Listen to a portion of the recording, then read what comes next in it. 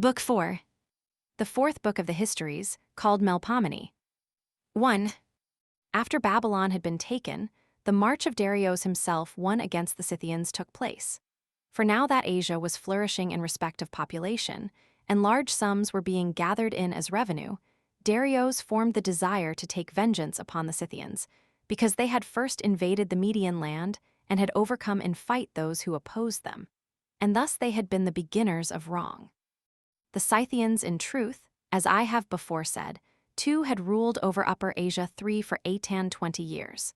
For they had invaded Asia in their pursuit of the Cimmerians, and they had deposed for the Medes from their rule, who had rule over Asia before the Scythians came. Now when the Scythians had been absent from their own land for 20 years, as they were returning to it after that interval of time, they were met by a contest 5 not less severe than that which they had had with the Medes, since they found an army of no mean size opposing them. For the wives of the Scythians, because their husbands were absent from them for a long time, had associated with the slaves. 2. Now the Scythians put out the eyes of all their slaves because of the milk which they drink, and they do as follows. They take blowpipes of bone just like flutes, and these they insert into the vagina of the mare and blow with their mouths, and others milk while they blow. And they say that they do this because the veins of the mare are thus filled, being blown out, and so the udder is let down. When they had drawn the milk, they pour it into wooden vessels hollowed out, and they set the blind slaves in order about 6 the vessels and agitate the milk. Then that which comes to the top they skim off, considering it the more valuable part, whereas they esteem that which settles down to be less good than the other. For this reason 7, the Scythians put out the eyes of all whom they catch, for they are not tillers of the soil but nomads. 3. From these their slaves then, I say, and from their wives had been born and bred up a generation of young men, who having learnt the manner of their birth set themselves to oppose the Scythians as they were returning from the Medes. And first they cut off their land by digging a broad trench extending from the Tauric mountains to the Maeotian lake, at the point where this is broadest. Then afterwards, when the Scythians attempted to invade the land, they took up a position against them and fought. And as they fought many times, and the Scythians were not able to get any advantage in the fighting, one of them said, "What a thing is this that we are doing, Scythians?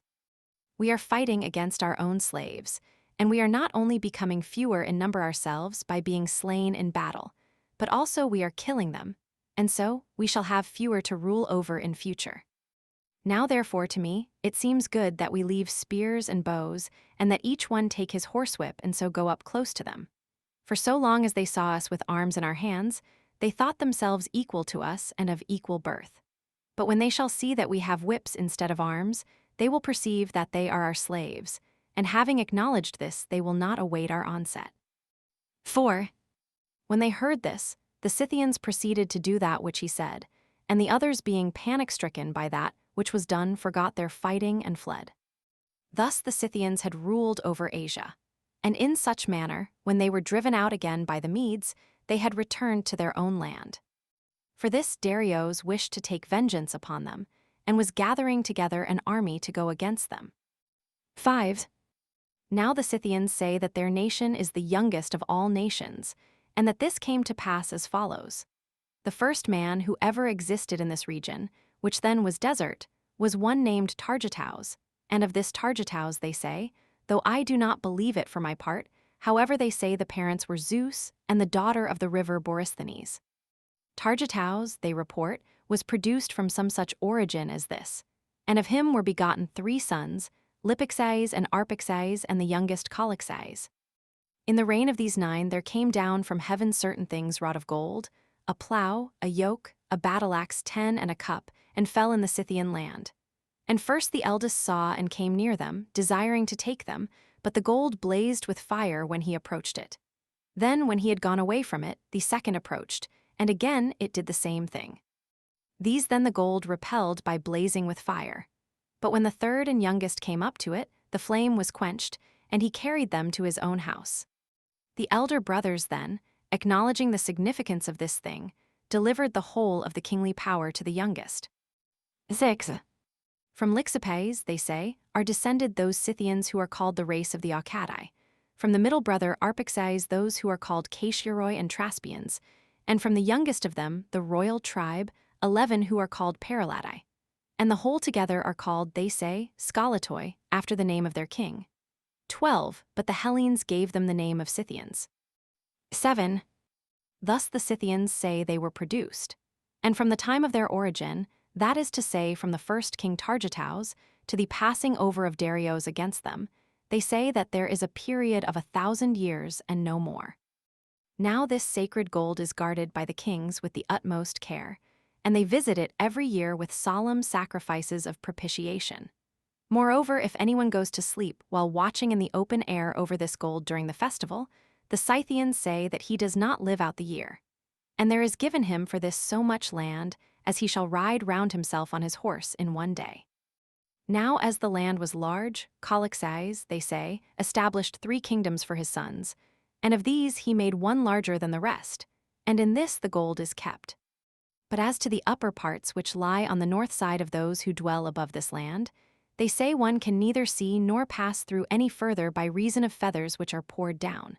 For both the earth and the air are full of feathers, and this is that which shuts off the view. 8. Thus say the Scythians about themselves and about the region above them. But the Hellenes who dwell about the Pontus say as follows: Heracles driving the cattle of Geryones came to this land, then desert, which the Scythians now inhabit. And Geryones, says the tale, dwelt away from the region of the Pontus, living in the island called by the Hellenes Erythea, near Gadara, which is outside the pillars of Heracles by the ocean. As to the ocean, they say indeed that it flows round the whole earth beginning from the place of the sun rising, but they do not prove this by facts. From thence Heracles came to the land now called Scythia, and as a storm came upon him together with icy cold, he drew over him his lion's skin and went to sleep. Meanwhile the mares harnessed in his chariot disappeared by a miraculous chance, as they were feeding. 9. Then when Heracles woke he sought for them, and having gone over the whole land, at last he came to the region which is called Hylaea. And there he found in a cave a kind of twofold creature formed by the union of a maiden and a serpent, whose upper parts from the buttocks upwards were those of a woman, but her lower parts were those of a snake. Having seen her and marveled at her, he asked her then whether she had seen any mares straying anywhere.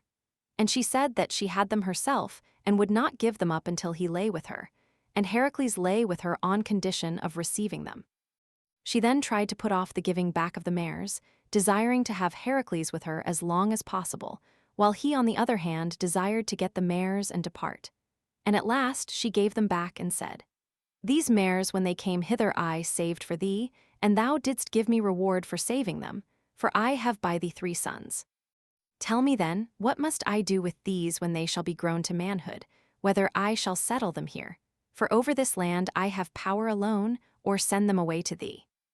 She thus asked of him, and he, they say, replied, When thou seest that the boys are grown to men, do this and thou shalt not fail of doing right.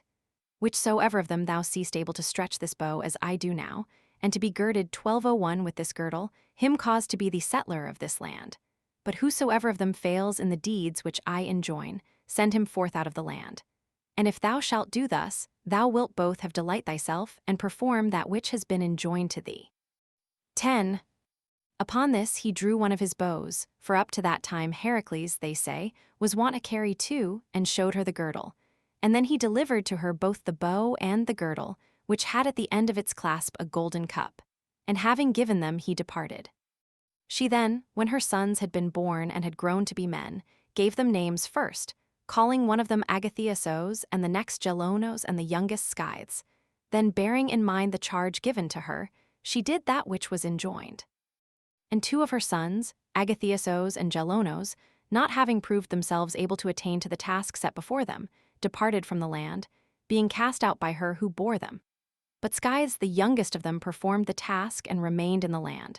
And from Scythes the son of Heracles were descended, they say, the succeeding kings of the Scythians, Scythians. And they say moreover that it is by reason of the cup that the Scythians still even to this day wear cups attached to their girdles. And this alone his mother contrived for Scythes. 13 Such is the story told by the Hellenes, who dwell about the Pontus. 11. There is however also another story, which is as follows, and to this I am most inclined myself. It is to the effect that the nomad Scythians dwelling in Asia, being hard-pressed in war by the Massagetae, left their abode and crossing the river Araxes came towards the Cimmerian land, for the land which now is occupied by the Scythians is said to have been in former times the land of the Cimmerians. And the Cimmerians, when the Scythians were coming against them, took counsel together, seeing that a great host was coming to fight against them. And it proved that their opinions were divided, both opinions being vehemently maintained, but the better being that of their kings. For the opinion of the people was that it was necessary to depart, and that they ought not to run the risk of fighting against so many, 14, but that of the kings was to fight for their land with those who came against them. And as neither the people were willing by means to agree to the counsel of the kings, nor the kings to that of the people planned to depart without fighting and to deliver up the land to the invaders, while the kings resolved to die and to be laid in their own land, and not to flee with the mass of the people, considering the many goods of fortune which they had enjoyed, and the many evils which it might be supposed would come upon them if they fled from their native land. Having resolved upon this, they parted into 2 bodies, and making their numbers equal they fought with one another.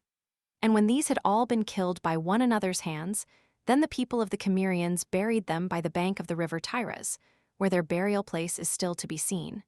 And having buried them, then they made their way out from the land, and the Scythians, when they came upon it, found the land deserted of its inhabitants. 12. And there are at the present time in the land of Scythia Cimmerian walls, and a Cimmerian ferry.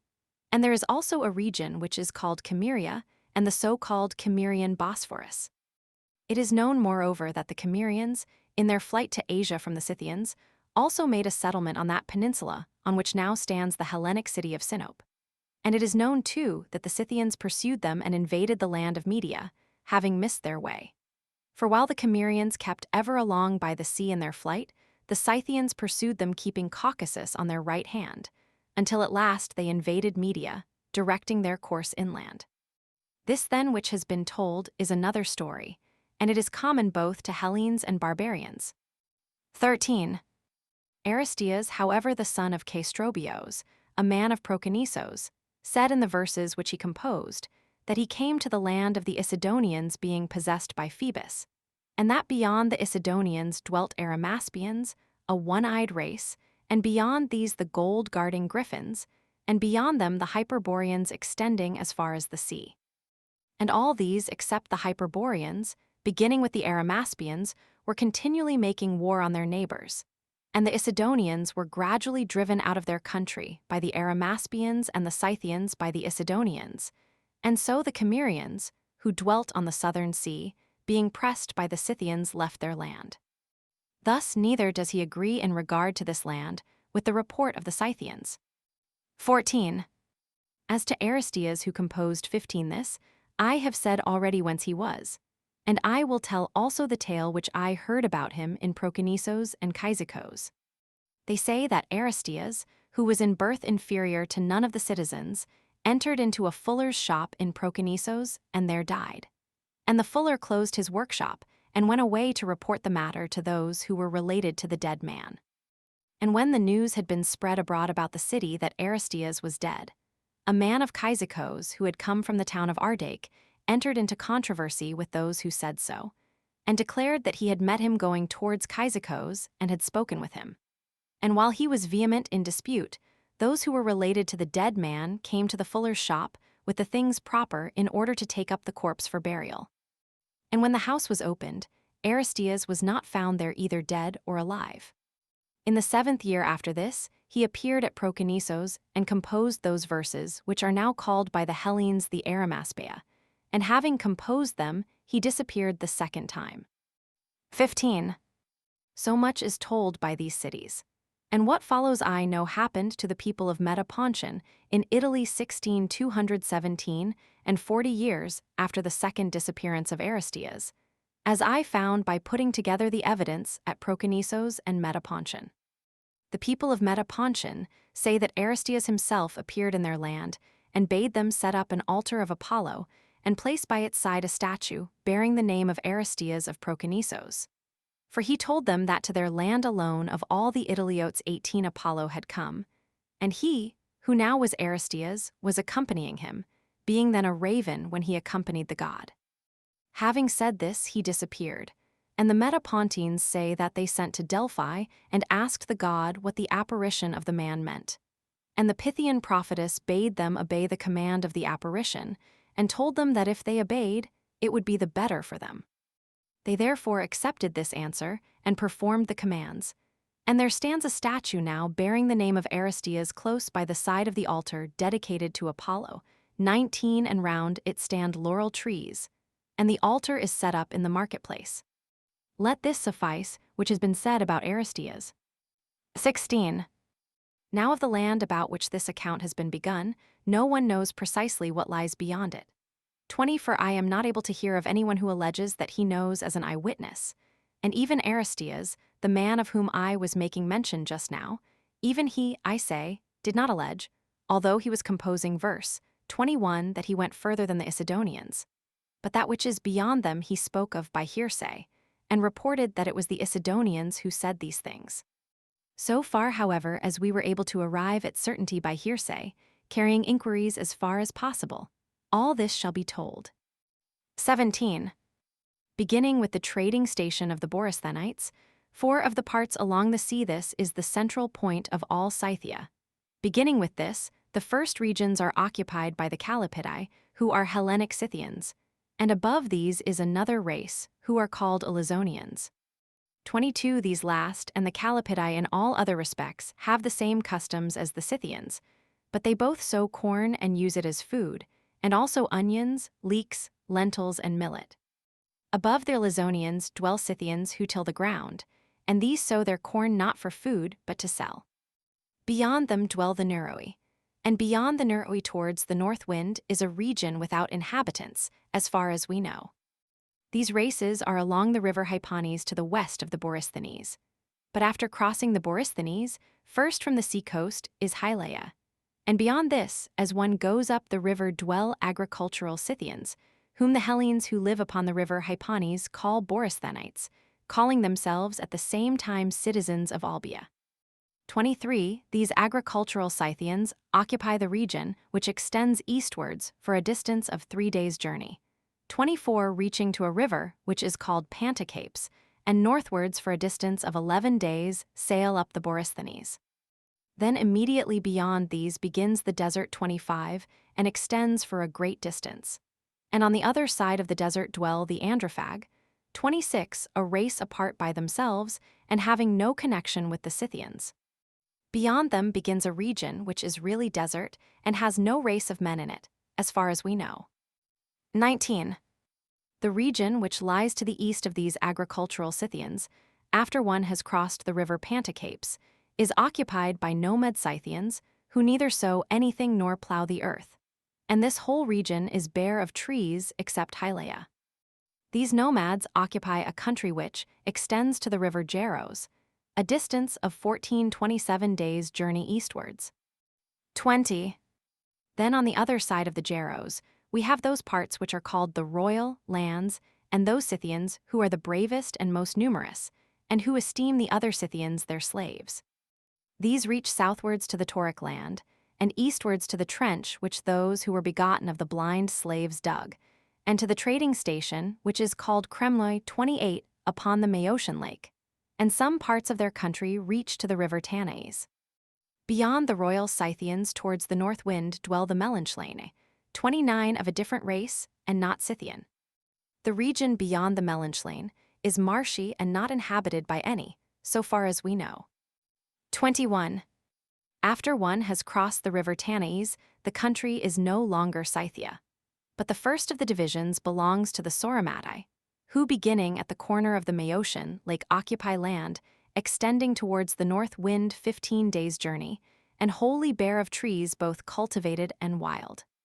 Above these, holding the next division of land, dwell the Butenoi, who occupy a land wholly overgrown with forest consisting of all kinds of trees. 22. Then beyond the Butenoi towards the north, first there is desert for 7 days' journey. And after the desert turning aside somewhat more towards the east wind, we come to land occupied by the Thisageta, a numerous people and of separate race from the others. These live by hunting, and bordering upon them there are settled also in these same regions men who are called Urukai, who also live by hunting, which they practice in the following manner. The hunter climbs up a tree and lies in wait there for his game. Now trees are abundant in all this country, and each has a horse at hand, which has been taught to lie down upon its belly in order that it may make itself low, and also a dog.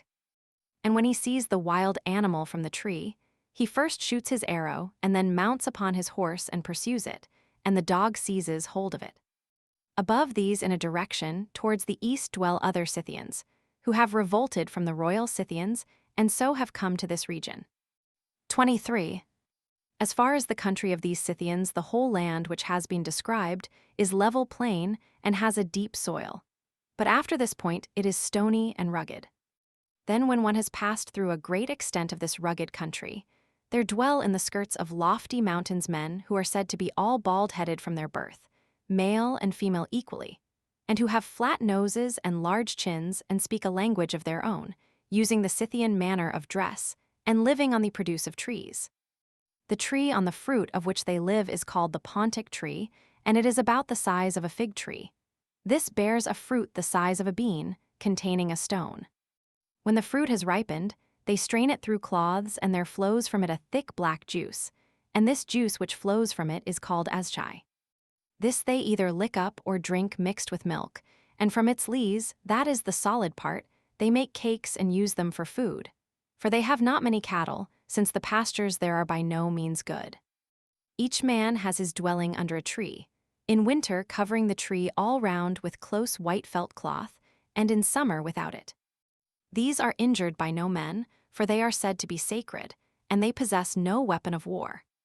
These are they also who decide the disputes rising among their neighbors, and besides this, whatever fugitive takes refuge with them is injured by no one, and they are called Argipaeans. 30. 24. Now as far as these bald-headed men, there is abundantly clear information about the land and about the nations on this side of them. For not only do certain of the Scythians go to them, from whom it is not difficult to get information, but also some of the Hellenes who are at the trading station of the Borysthenes and the other trading places of the Pontic coast. And those of the Scythians who go to them transact their business through 7 interpreters and in 7 different languages. 25. So far as these, I say, the land is known. But concerning the region to the north of the bald-headed men, no one can speak with certainty, for lofty and impassable mountains divide it off, and no one passes over them. However, these bald-headed men say, though I do not believe it, that the mountains are inhabited by men with goats' feet, and that after one has passed beyond these, others are found who sleep through 6 months of the year. This I do not admit at all as true. However, the country to the east of the bald-headed men is known with certainty, being inhabited by the Isidonians, but that which lies beyond both the bald-headed men and the Isidonians towards the north wind is unknown, except so far as we know it from the accounts given by these nations which have just been mentioned. 26. The Isidonians are said to have these customs.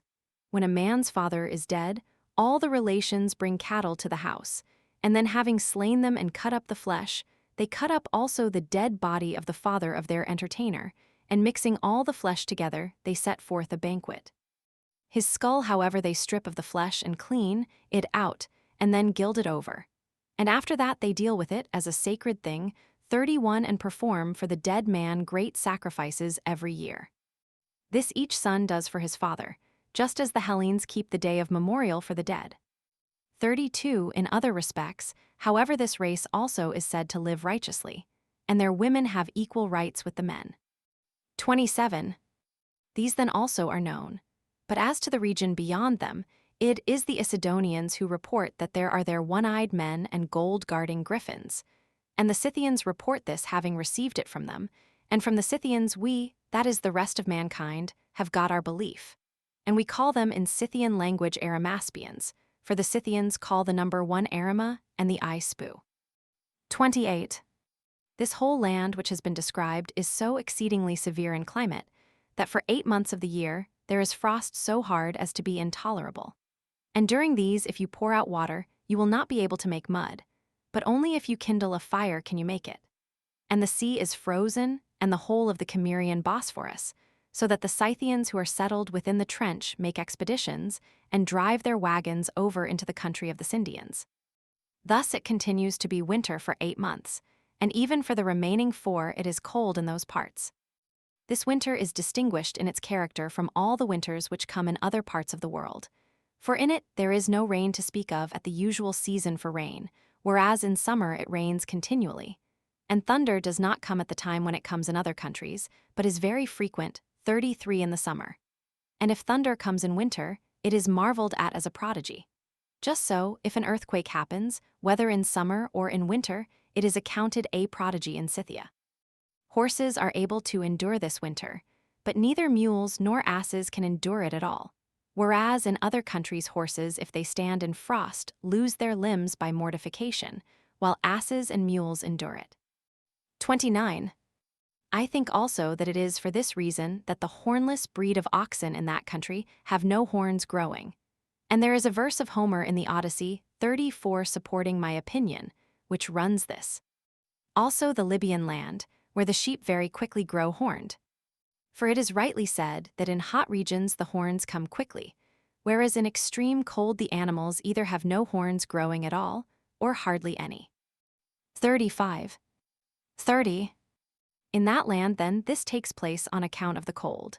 But, since my history proceeded from the first seeking occasions for digression, 36 I feel wonder that in the whole land of Eli's mules cannot be bred, though that region is not cold, nor is there any other evident cause. The Hellenes themselves say that in consequence of some curse mules are not begotten in their land. But when the time approaches for the mares to conceive, they drive them out into the neighboring lands, and there in the land of their neighbors they admit to them the hiasses until the mares are pregnant, and then they drive them back. 31.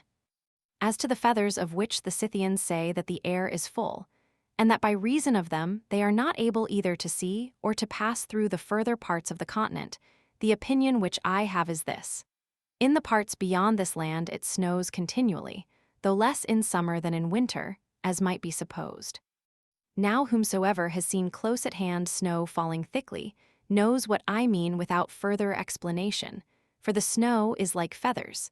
And on account of this wintry weather, being such as I have said, the northern parts of this continent are uninhabitable.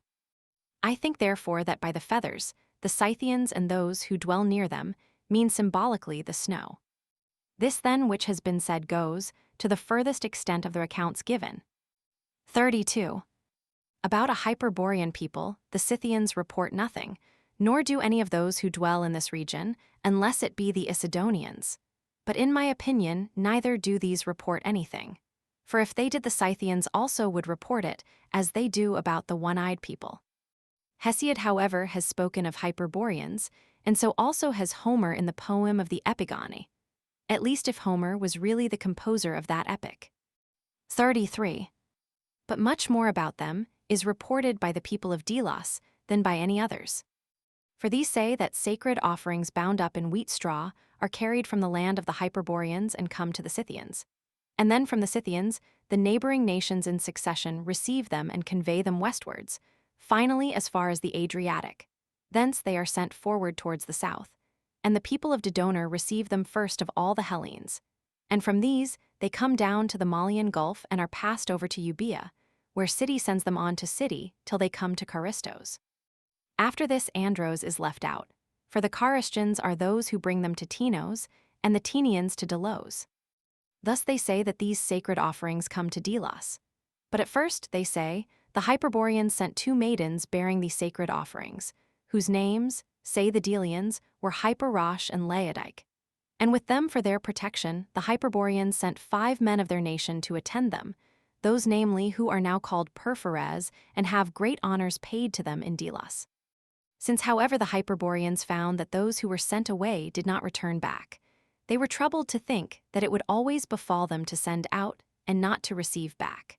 And so they bore the offerings to the borders of their land bound up in wheat straw, and laid a charge upon their neighbors, bidding them send these forward from themselves to another nation.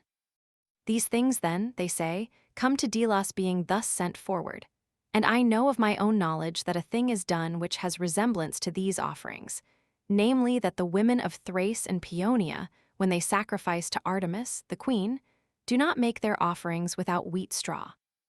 34. These I know do as I have said, and for those maidens from the Hyperboreans, who died in Delos, both the girls and the boys of the Delians cut off their hair. The former before marriage cut off a lock, and having wound it round a spindle lay it upon the tomb. Now the tomb is on the left hand as one goes into the temple of Artemis, and over it grows an olive tree, and all the boys of the Delians wind some of their hair about a green shoot of some tree, and they also place it upon the tomb. 35. The maidens, I say, have this honor paid them by the dwellers in Delos. And the same people say that Arge and Opes also, being maidens, came to Delos, passing from the Hyperboreans by the same nations which have been mentioned, even before Hyperrosh and Laodice. These last, they say, came bearing for Eileithuia the tribute which they had laid upon themselves for the speedy birth. 37. But Arge and Opes came with the divinities themselves, and other honors have been assigned to them by the people of Delos. For the women, they say, collect for them, naming them by their names in the hymn which Olin, a man of Lycia, composed in their honor. And both the natives of the other islands and the Ionians have learnt from them to sing hymns naming Opes and Arge and collecting. Now this Olin came from Lycia, and composed also the other ancient hymns which are sung in Delos.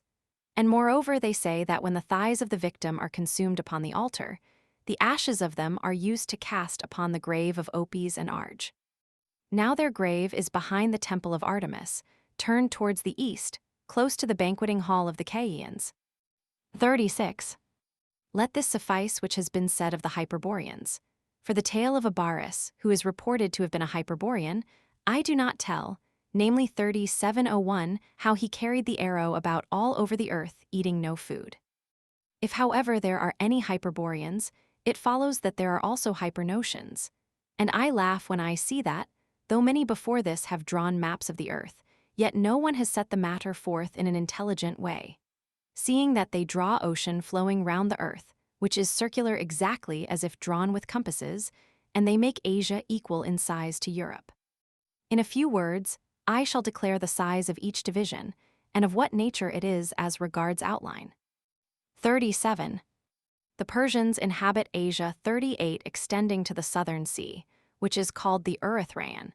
And above these towards the north wind dwell the Medes, and above the Medes the Sasparians, and above the Sasparians the Colchians, extending to the northern sea, into which the river Phasis runs. These four nations inhabit from sea to sea. 38.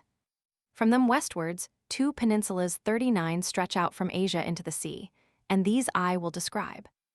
The first peninsula on the one of its sides, that is the northern, stretches along beginning from the Phasis and extending to the sea, going along the Pontus and the Hellespont as far as Sigeon in the land of Troy. And on the southern side, the same peninsula stretches from the Myrandrian Gulf, which lies near Phoenicia, in the direction of the sea as far as the headland Triopian. And in this peninsula dwell 30 races of men. 39. This then is one of the peninsulas, and the other beginning from the land of the Persians stretches along to the Erythraean Sea, including Persia and next after it Assyria, and Arabia after Assyria. And this ends, or rather is commonly supposed to end, 40 at the Arabian Gulf, into which Darius conducted a channel from the Nile. Now in the line stretching to Phoenicia from the land of the Persians, the land is broad and the space abundant. But after Phoenicia, this peninsula goes by the shore of our sea along Palestine, Syria, and Egypt, where it ends, and in it there are 3 nations only. 40. These are the parts of Asia which tend towards the west from the Persian land. But as to those which lie beyond the Persians and Medes and Sasparians and Colchians towards the east and the sun rising, on one side the Erythraean Sea runs along by them, and on the north both the Caspian Sea and the river Araxes, which flows towards the rising sun, and Asia is inhabited as far as the Indian land. But from this onwards towards the east it becomes desert, nor can anyone say what manner of land it is. 41. Such and so large is Asia, and Libya is included in the second peninsula, for after Egypt Libya succeeds at once. Now about Egypt this peninsula is narrow, for from our sea to the Erythraean Sea is a distance there of 10 myriads of fathoms, 41 which would amount to 1,000 furlongs. But after this narrow part, the portion of the peninsula which is called Libya is, as it chances, extremely broad. 42. I wonder then at those who have parted off and divided the world into Libya, Asia, and Europe, since the difference between these is not small. For in length Europe extends along by both, while in breadth it is clear to me that it is beyond comparison larger. 42. For Libya furnishes proofs about itself that it is surrounded by sea, except so much of it as borders upon Asia. And this fact was shown by Necos, king of the Egyptians, first of all those about whom we have knowledge. When he had ceased digging the channel 43, which goes through from the Nile to the Arabian Gulf, sent Phoenicians with ships, bidding them sail and come back through the Pillars of Heracles to the northern sea, and so to Egypt. The Phoenicians therefore set forth from the Erythraean Sea and sailed through the southern sea. And when autumn came, they would put to shore and sow the land, wherever in Libya they might happen to be as they sailed, and then they waited for the harvest. And having reaped the corn they would sail on, so that after 2 years had elapsed, in the 3rd year they turned through the Pillars of Heracles and arrived again in Egypt. And they reported a thing which I cannot believe, but another man may, namely that in sailing round Libya they had the sun on their right hand. 43. Thus was this country first known to be what it is, and after this it is the Carthaginians who make report of it. For as to Satasps the son of Thespes the Achaemenid, he did not sail round Libya, though he was sent for this very purpose, but was struck with fear by the length of the voyage and the desolate nature of the land, and so returned back and did not accomplish the task which his mother laid upon him. For this man had outraged a daughter of Zopyros the son of Megabizos, a virgin, and then when he was about to be impaled by order of King Xerxes for this offense, the mother of Satasps, who was a sister of Darius, entreated for his life, saying that she would herself lay upon him a greater penalty than Xerxes, for he should be compelled, she said, to sail round Libya, until in sailing round it he came to the Arabian Gulf. So then Xerxes having agreed upon these terms, Satasps went to Egypt, and obtaining a ship and sailors from the Egyptians, he sailed to the Pillars of Heracles. And having sailed through them and turned the point of Libya which is called the promontory of Salois, he sailed on towards the south. Then after he had passed over much sea in many months, as there was needed ever more and more voyaging, he turned about and sailed back again to Egypt. And having come from thence into the presence of King Xerxes, he reported saying that at the furthest point which he reached he was sailing by dwarfish people, who used clothing made from the palm tree, and who, whenever they came to land with their ship, left their towns and fled away to the mountains. And they, he said, did no injury when they entered into the towns, but took food 4301 from them only. And the cause, he said, why he had not completely sailed round Libya was that the ship could not advance any further but stuck fast. Xerxes, however, did not believe that he was speaking the truth, and since he had not performed the appointed task, he impaled him, inflicting upon him the penalty pronounced before. A eunuch belonging to this Satasps ran away to Samos as soon as he heard that his master was dead, carrying with him large sums of money. And of this a man of Samos took possession, whose name I know, but I purposely pass it over without mention. 44. Of Asia the greater part was explored by Darius, who desiring to know of the river Indus, which is a second river producing crocodiles of all the rivers in the world. To know, I say, of this river where it runs out into the sea, sent with ships, besides others whom he trusted to speak the truth, Skylax also, a man of Carianda. These starting from the city of Caspateros and the land of Pactiac, sailed down the river towards the east and the sun rising to the sea. And then sailing over the sea westwards, they came in the 30th month to that place, from whence the king of the Egyptians had sent out the Phoenicians of whom I spoke before, to sail round Libya. After these had made their voyage round the coast, Darius both subdued the Indians and made use of this sea. Thus Asia also, excepting the parts of it which are towards the rising sun, has been found to be similar 44 to Libya. 45. As to Europe, however, it is clearly not known by any, either as regards the parts which are towards the rising sun or those towards the north, whether it be surrounded by sea. But in length it is known to stretch along by both the other divisions. And I am not able to understand for what reason it is that to the earth, which is 1, 3 different names are given derived from women, and why there were set as boundaries to divide it the river Nile of Egypt and the Phasis in Colchis, or as some say the Maeotian river Tanais and the Cimmerian ferry. Nor can I learn who those persons were who made the boundaries, or for what reason they gave the names. Libya indeed is said by most of the Hellenes to have its name from Libya, a woman of that country, and Asia from the wife of Prometheus. But this last name is claimed by the Lydians, who say that Asia has been called after Asias, the son of Codys, the son of Manes, and not from Asia, the wife of Prometheus. And from him, too, they say the Asian tribe in Sardis has its name. As to Europe, however, it is neither known by any man whether it is surrounded by sea, nor does it appear whence it got this name, or who he was who gave it, unless we shall say that the land received its name from Europa the Tyrian, and if so, it would appear that before this it was nameless like the rest. She, however, evidently belongs to Asia, and did not come to this land which is now called by the Hellenes Europe, but only from Phoenicia to Crete, and from Crete to Lycia. Let this suffice now which has been said about these matters, for we will adopt those which are commonly accepted of the accounts. 46. Now the region of the Euxine upon which Darius was preparing to march has, apart from the Scythian race, the most ignorant nations within it of all lands. For we can neither put forward any nation of those who dwell within the region of Pontus as eminent in ability, nor do we know of any man of learning 45 having arisen there, apart from the Scythian nation and Anacharsis.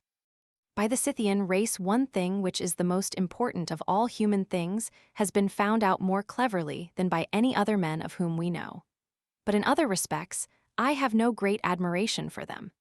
And that most important thing which they have discovered is such that none can escape again who has come to attack them, and if they do not desire to be found, it is not possible to catch them. For they who have neither cities founded nor walls built, but all carry their houses with them and are mounted archers, living not by the plough but by cattle, and whose dwellings are upon cars, these assuredly are invincible and impossible to approach. 47. This they have found out, seeing that their land is suitable to it, and at the same time the rivers are their allies. For first this land is plain land, and is grassy and well watered, and then there are rivers flowing through it not much less in number than the channels in Egypt. Of these as many as are noteworthy and also can be navigated from the sea, I will name. There is Ister with 5 mouths, and after this Tyras, Hypanes, Borysthenes, Pantocapes, Kypacurus, Geros, and Tanais. These flow as I shall now describe. 48. The Ister, which is the greatest of all the rivers which we know, flows always with equal volume in summer and winter alike. It is the first towards the west of all the Scythian rivers, and it has become the greatest of all rivers because other rivers flow into it. And these are they which make it great. 46, 5 in number are those 47 which flow through the Scythian land, namely that which the Scythians call Parata and the Hellenes Peritos, and besides this, Tyarantos and Araros and Naparis and Ordessos. The first mentioned of these is a great river lying towards the east, and there it joins waters with the Ister. The second Tyarantos is more to the west and smaller, and the Araros and Naparis and Ordessos flow into the Ister going between these two. 49. These are the native Scythian rivers which join to swell its stream, while from the Agathiaceans flows the Maris and joins the Ister, and from the summits of Hamos flow 3 other great rivers towards the north wind and fall into it, namely Atlas and Auras and Tibaces. Through Thrace and the Thracian Crabisians flow the rivers Athres and Nos and Artanes, running into the Ister, and from the Paeonians and Mount Rhodope the river Chios, 48 cutting through Hamos in the midst, runs into it also. From the Illyrians, the river Angros flows northwards and runs out into the Tribalian plain and into the river Brongos, and the Brongos flows into the Ister. Thus the Ister receives both these, being great rivers. From the region which is above the Ombricans, the river Carpes and another river, the Alpes, flow also towards the north wind and run into it. For the Ister flows in fact through the whole of Europe, beginning in the land of the Celtae, who after the Cynesians dwell furthest towards the sun setting of all the peoples of Europe, and thus flowing through all Europe it falls into the sea by the side of Scythia. 50. So then it is because these which have been named, and many others join their waters together, that Ister becomes the greatest of rivers, since if we compare the single streams, the Nile is superior in volume of water. For into this no river or spring flows to contribute to its volume. And the Ister flows at an equal level always both in summer and in winter for some such cause as this, as I suppose. In winter it is of the natural size, or becomes only a little larger than its nature, seeing that this land receives very little rain in winter, but constantly has snow. Whereas in summer the snow which fell in the winter, in quantity abundant, melts and runs from all parts into the Ister. This snow of which I speak, running into the river helps to swell its volume, and with it also many and violent showers of rain, for it rains during the summer.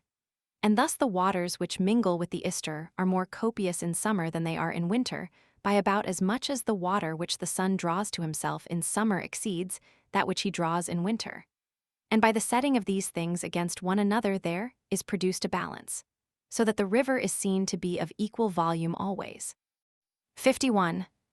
One, I say, of the rivers which the Scythians have is the Ister, and after it the Tyras, which starts from the north and begins its course from a large lake, which is the boundary between the land of the Scythians and that of the Neroi. At its mouth are settled those Hellenes who are called Tyratai. 52. The third river is the Hypanes, which starts from Scythia and flows from a great lake round which feed white wild horses, and this lake is rightly called Mother of Hypanes. From this then the river Hypanes takes its rise, and for a distance of 5 days' sail it flows shallow and with sweet water still. 49. But from this point on towards the sea for 4 days' sail it is very bitter, for there flows into it the water of a bitter spring, which is so exceedingly bitter that, small as it is, it changes the water of the Hypanes by mingling with it, though that is a river to which few are equal in greatness. This spring is on the border between the lands of the agricultural Scythians and of the Elizonians, and the name of the spring and of the place from which it flows is in Scythian Exampios, and in the Hellenic tongue Hierihod. 50. Now the Tyras and the Hypanes approach one another in their windings in the land of the Elizonians, but after this, each turns off and widens the space between them as they flow. 53. Fourth is the river Borysthenes, which is both the largest of these after the Ister, and also, in our opinion, the most serviceable not only of the Scythian rivers, but also of all the rivers of the world besides, excepting only the Nile of Egypt, for to this it is not possible to compare any other river. Of the rest, however, the Borysthenes is the most serviceable, seeing that it provides both pastures which are the fairest and the richest for cattle, and fish which are better by far and more numerous than those of any other river. And also it is the sweetest water to drink, and flows with clear stream, though others beside it are turbid, and along its banks crops are produced better than elsewhere, while in parts where it is not sown, grass grows deeper. Moreover, at its mouth salt forms of itself in abundance, and it produces also huge fish without spines, which they call anticae, to be used for salting, and many other things also worthy of wonder. Now as far as the region of the Gerians, 51, to which it is a voyage of 52 days, the Borysthenes is known as flowing from the north wind. But above this none can tell through what nations it flows. It is certain, however, that it runs through Desert 53 to the land of the agricultural Scythians, for these Scythians dwell along its banks for a distance of 10 days' sail. Of this river alone, and of the Nile I cannot tell where the sources are, nor, I think, can any of the Hellenes. When the Borysthenes comes near the sea in its course, the Hypanes mingles with it, running out into the same marsh. 5301, and the space between these two rivers, which is as it were a beak of land, 54 is called the Point of Hipples, and in it is placed a temple of the Mother. 55, and opposite the temple upon the river Hypanes are settled the Borysthenites. 54. This is that which has to do with these rivers, and after these there is a fifth river besides, called Pantocapes. This also flows 56 both from the north and from a lake, and in the space between this river and the Borysthenes dwell the agricultural Scythians. It runs out into the region of Hylaea, and having passed by this, it mingles with the Borysthenes. 55. Sixth comes the river Hypocyrus, which starts from a lake, and flowing through the midst of the nomad Scythians, runs out into the sea by the city of Carchanitis, skirting on its right bank the region of Hylaea and the so-called racecourse of Achilles. 56. Seventh is the Jaros, which parts off from the Borysthenes near about that part of the country where the Borysthenes ceases to be known. It parts off, I say, in this region and has the same name which this region itself has, namely Jaros. And as it flows to the sea, it borders the country of the nomad and that of the royal Scythians and runs out into the Hypocyrus. 57. The eighth is the river Tanais, which starts in its flow at first from a large lake and runs out into a still larger lake called Meodes, which is the boundary between the royal Scythians and the Sauromatai. Into this Tanais falls another river, whose name is Hyagis. 58. So many are the rivers of note with which the Scythians are provided. And for cattle the grass which comes up in the land of Scythia is the most productive of bile of any grass which we know, and that this is so you may judge when you open the bodies of the cattle. 59. Thus abundant supply have they of that which is most important, and as for the rest their customs are as follows. The gods whom they propitiate by worship are these only: Hestia most of all, then Zeus and the earth, supposing that earth is the wife of Zeus, and after these Apollo, and Aphrodite Urania, and Heracles and Ares. Of these all the Scythians have the worship established, and the so-called royal Scythians sacrifice also to Poseidon. Now Hestia is called in Scythian Tabidi, and Zeus, being most rightly named in my opinion, is called Papios, and earth Api, 57, and Apollo Oidiciros, 58, and Aphrodite Urania is called Argimpasa, 59, and Poseidon Thagamacidas. 60. It is not their custom, however, to make images, altars, or temples to any except Ares, but to him it is their custom to make them. 60. They have all the same manner of sacrifice established for all their religious rites equally, and it is thus performed. The victim stands with its forefeet tied, and the sacrificing priest stands behind the victim, and by pulling the end of the cord, he throws the beast down. And as the victim falls, he calls upon the god to whom he is sacrificing, and then at once throws a noose round its neck, and putting a small stick into it, he turns it round and so strangles the animal, without either lighting a fire or making any first offering from the victim or pouring any libation over it. And when he has strangled it and flayed off the skin, he proceeds to boil it. 61. Now as the land of Scythia is exceedingly ill-wooded, this contrivance has been invented for the boiling of the flesh. Having flayed the victims, they strip the flesh off the bones and then put it into cauldrons, if they happen to have any, of native make, which very much resemble Lesbian mixing bowls, except that they are much larger. Into these they put the flesh and boil it by lighting under it the bones of the victim. If however they have not at hand the cauldron, they put all the flesh into the stomachs of the victims, and adding water they light the bones under them. And these blaze up beautifully, and the stomachs easily hold the flesh when it has been stripped off the bones. Thus an ox is made to boil itself, and the other kinds of victims each boil themselves also. Then when the flesh is boiled, the sacrificer takes a first offering of the flesh and of the vital organs and casts it in front of him. And they sacrifice various kinds of cattle, but especially horses. 62.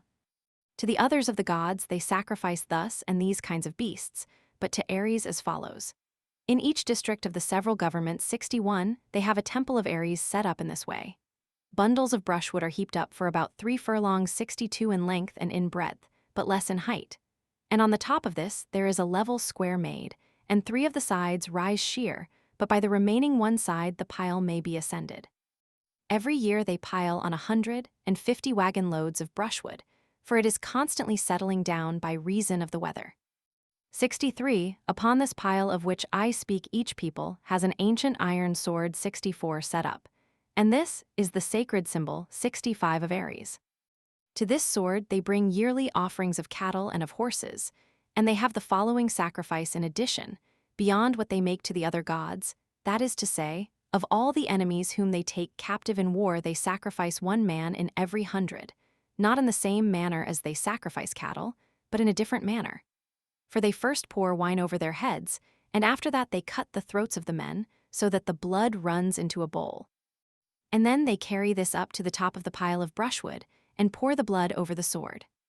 This, I say, they carry up, and meanwhile below by the side of the temple they are doing thus. They cut off all the right arms of the slaughtered men with the hands and throw them up into the air, and then when they have finished offering the other victims, they go away, and the arm lies wheresoever it has chanced to fall, and the corpse apart from it. 63. Such are the sacrifices which are established among them. But of swine these make no use, nor indeed are they wont to keep them at all in their land. 64. That which relates to war is thus ordered with them. When a Scythian has slain his first man, he drinks some of his blood. And of all those whom he slays in the battle he bears the heads to the king, for if he has brought a head he shares in the spoil which they have taken, but otherwise not. And he takes off the skin of the head by cutting it round about the ears, and then taking hold of the scalp and shaking it off. Afterwards he scrapes off the flesh with the rib of an ox, and works the skin about with his hands. And when he has thus tempered it, he keeps it as a napkin to wipe the hands upon, and hangs it from the bridle of the horse on which he himself rides, and takes pride in it. For whosoever has the greatest number of skins to wipe the hands upon, he is judged to be the bravest man. Many also make cloaks to wear of the skins stripped off, sewing them together like shepherds' cloaks of skins. 66 And many take the skin together with the fingernails off the right hands of their enemies when they are dead, and make them into covers for their quivers. Now human skin, it seems, is both thick and glossy in appearance, more brilliantly white than any other skin. Many also take the skins off the whole bodies of men, and stretch them on pieces of wood, and carry them about on their horses. 65. Such are their established customs about these things, and to the skulls themselves, not of all but of their greatest enemies, they do thus. The man saws off all below the eyebrows and clears out the inside, and if he is a poor man he only stretches oxhide round it and then makes use of it. But if he be rich, besides stretching the oxhide he gilds it over within, and makes use of it as a drinking cup. They do this also if any of their own family have been at variance with them, and the man gets the better of his adversary in trial before the king. And when strangers come to him whom he highly esteems, he sets these skulls before them, and adds the comment that they being of his own family had made war against him, and that he had got the better of them. And this they hold to be a proof of manly virtue. 66. Once every year each ruler of a district mixes in his own district a bowl of wine, from which those of the Scythians drink by whom enemies have been slain. But those by whom this has not been done do not taste of the wine, but sit apart dishonored. And this is the greatest of all disgraces among them. But those of them who have slain a very great number of men drink with 2 cups together at the same time. 67. Diviners there are many among the Scythians, and they divine with a number of willow rods in the following manner. They bring large bundles of rods, and having laid them on the ground they unroll them, and setting each rod by itself apart they prophesy. And while speaking thus, they roll the rods together again, and after that they place them in order a second time one by one. 67. This manner of divination they have from their fathers. But the Enaras, or man-women, 68 say that Aphrodite gave them the gift of divination, and they divine accordingly with the bark of the linden tree. Having divided the linden bark into 3 strips, the man twists them together in his fingers and untwists them again, and as he does this, he utters the oracle. 68. When the king of the Scythians is sick, he sends for 3 of the diviners, namely those who are most in repute, who divine in the manner which has been said. And these say for the most part something like this, namely that so-and-so has sworn falsely by the hearth of the king, and they name one of the citizens, whosoever it may happen to be. Now it is the prevailing custom of the Scythians to swear by the hearth of the king at the times when they desire to swear the most solemn oath. He then who they say has sworn falsely is brought forthwith held fast on both sides. And when he has come the diviners charge him with this, that he is shown by their divination to have sworn falsely by the hearth of the king, and that for this reason the king is suffering pain.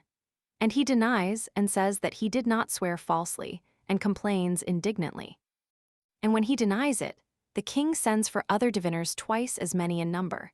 And if these also, by looking into their divination, pronounce him guilty of having sworn falsely, at once they cut off the man's head, and the diviners who came first part his goods among them by lot.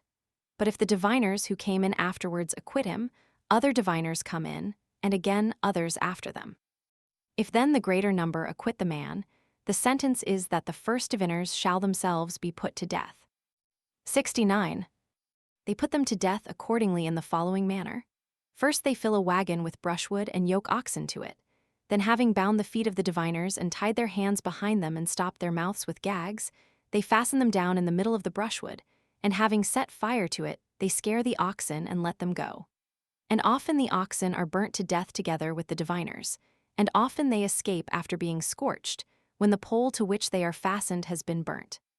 And they burn the diviners in the manner described for other causes also, calling them false prophets. Now when the king puts any to death, he does not leave alive their sons either, but he puts to death all the males, not doing any hurt to the females. 70. In the following manner, the Scythians make oaths to whomsoever they make them. They pour wine into a great earthenware cup, and mingle with it blood of those who are taking the oath to one another, either making a prick with an awl or cutting with a dagger a little way into their body. And then they dip into the cup a sword and arrows and a battle-axe and a javelin. And having done this, they invoke many curses on the breaker of the oath, and afterwards they drink it off, both they who are making the oath and the most honorable of their company. 71. The burial place of the kings is in the land of the Gerians, the place up to which the Borysthenes is navigable. In this place, when their king has died, they make a large square excavation in the earth. And when they have made this ready, they take up the corpse, the body being covered over with wax and the belly ripped up and cleansed, and then sewn together again, after it has been filled with kyperos 69 cut up, and spices and parsley seed and anise, and they convey it in a wagon to another nation. Then those who receive the corpse thus conveyed to them do the same as the royal Scythians. That is, they cut off a part of their ear, and shave their hair round about, and cut themselves all over the arms, and tear their forehead and nose, and pass arrows through their left hand. Thence they convey in the wagon the corpse of the king to another of the nations over whom they rule, and they to whom they came before accompany them. And when they have gone round to all conveying the corpse, then they are in the land of the Gerians, who have their settlements furthest away of all the nations over whom they rule, and they have reached the spot where the burial place is. After that, having placed the corpse in the tomb upon a bed of leaves, they stick spears along on this side, and that of the corpse, and stretch pieces of wood over them, and then they cover the place in with matting. Then they strangle and bury in the remaining space of the tomb one of the king's mistresses, his cupbearer, his cook, his horsekeeper, his attendant, and his bearer of messages, and also horses, and a first portion of all things else, and cups of gold. For silver they do not use at all, nor yet bronze.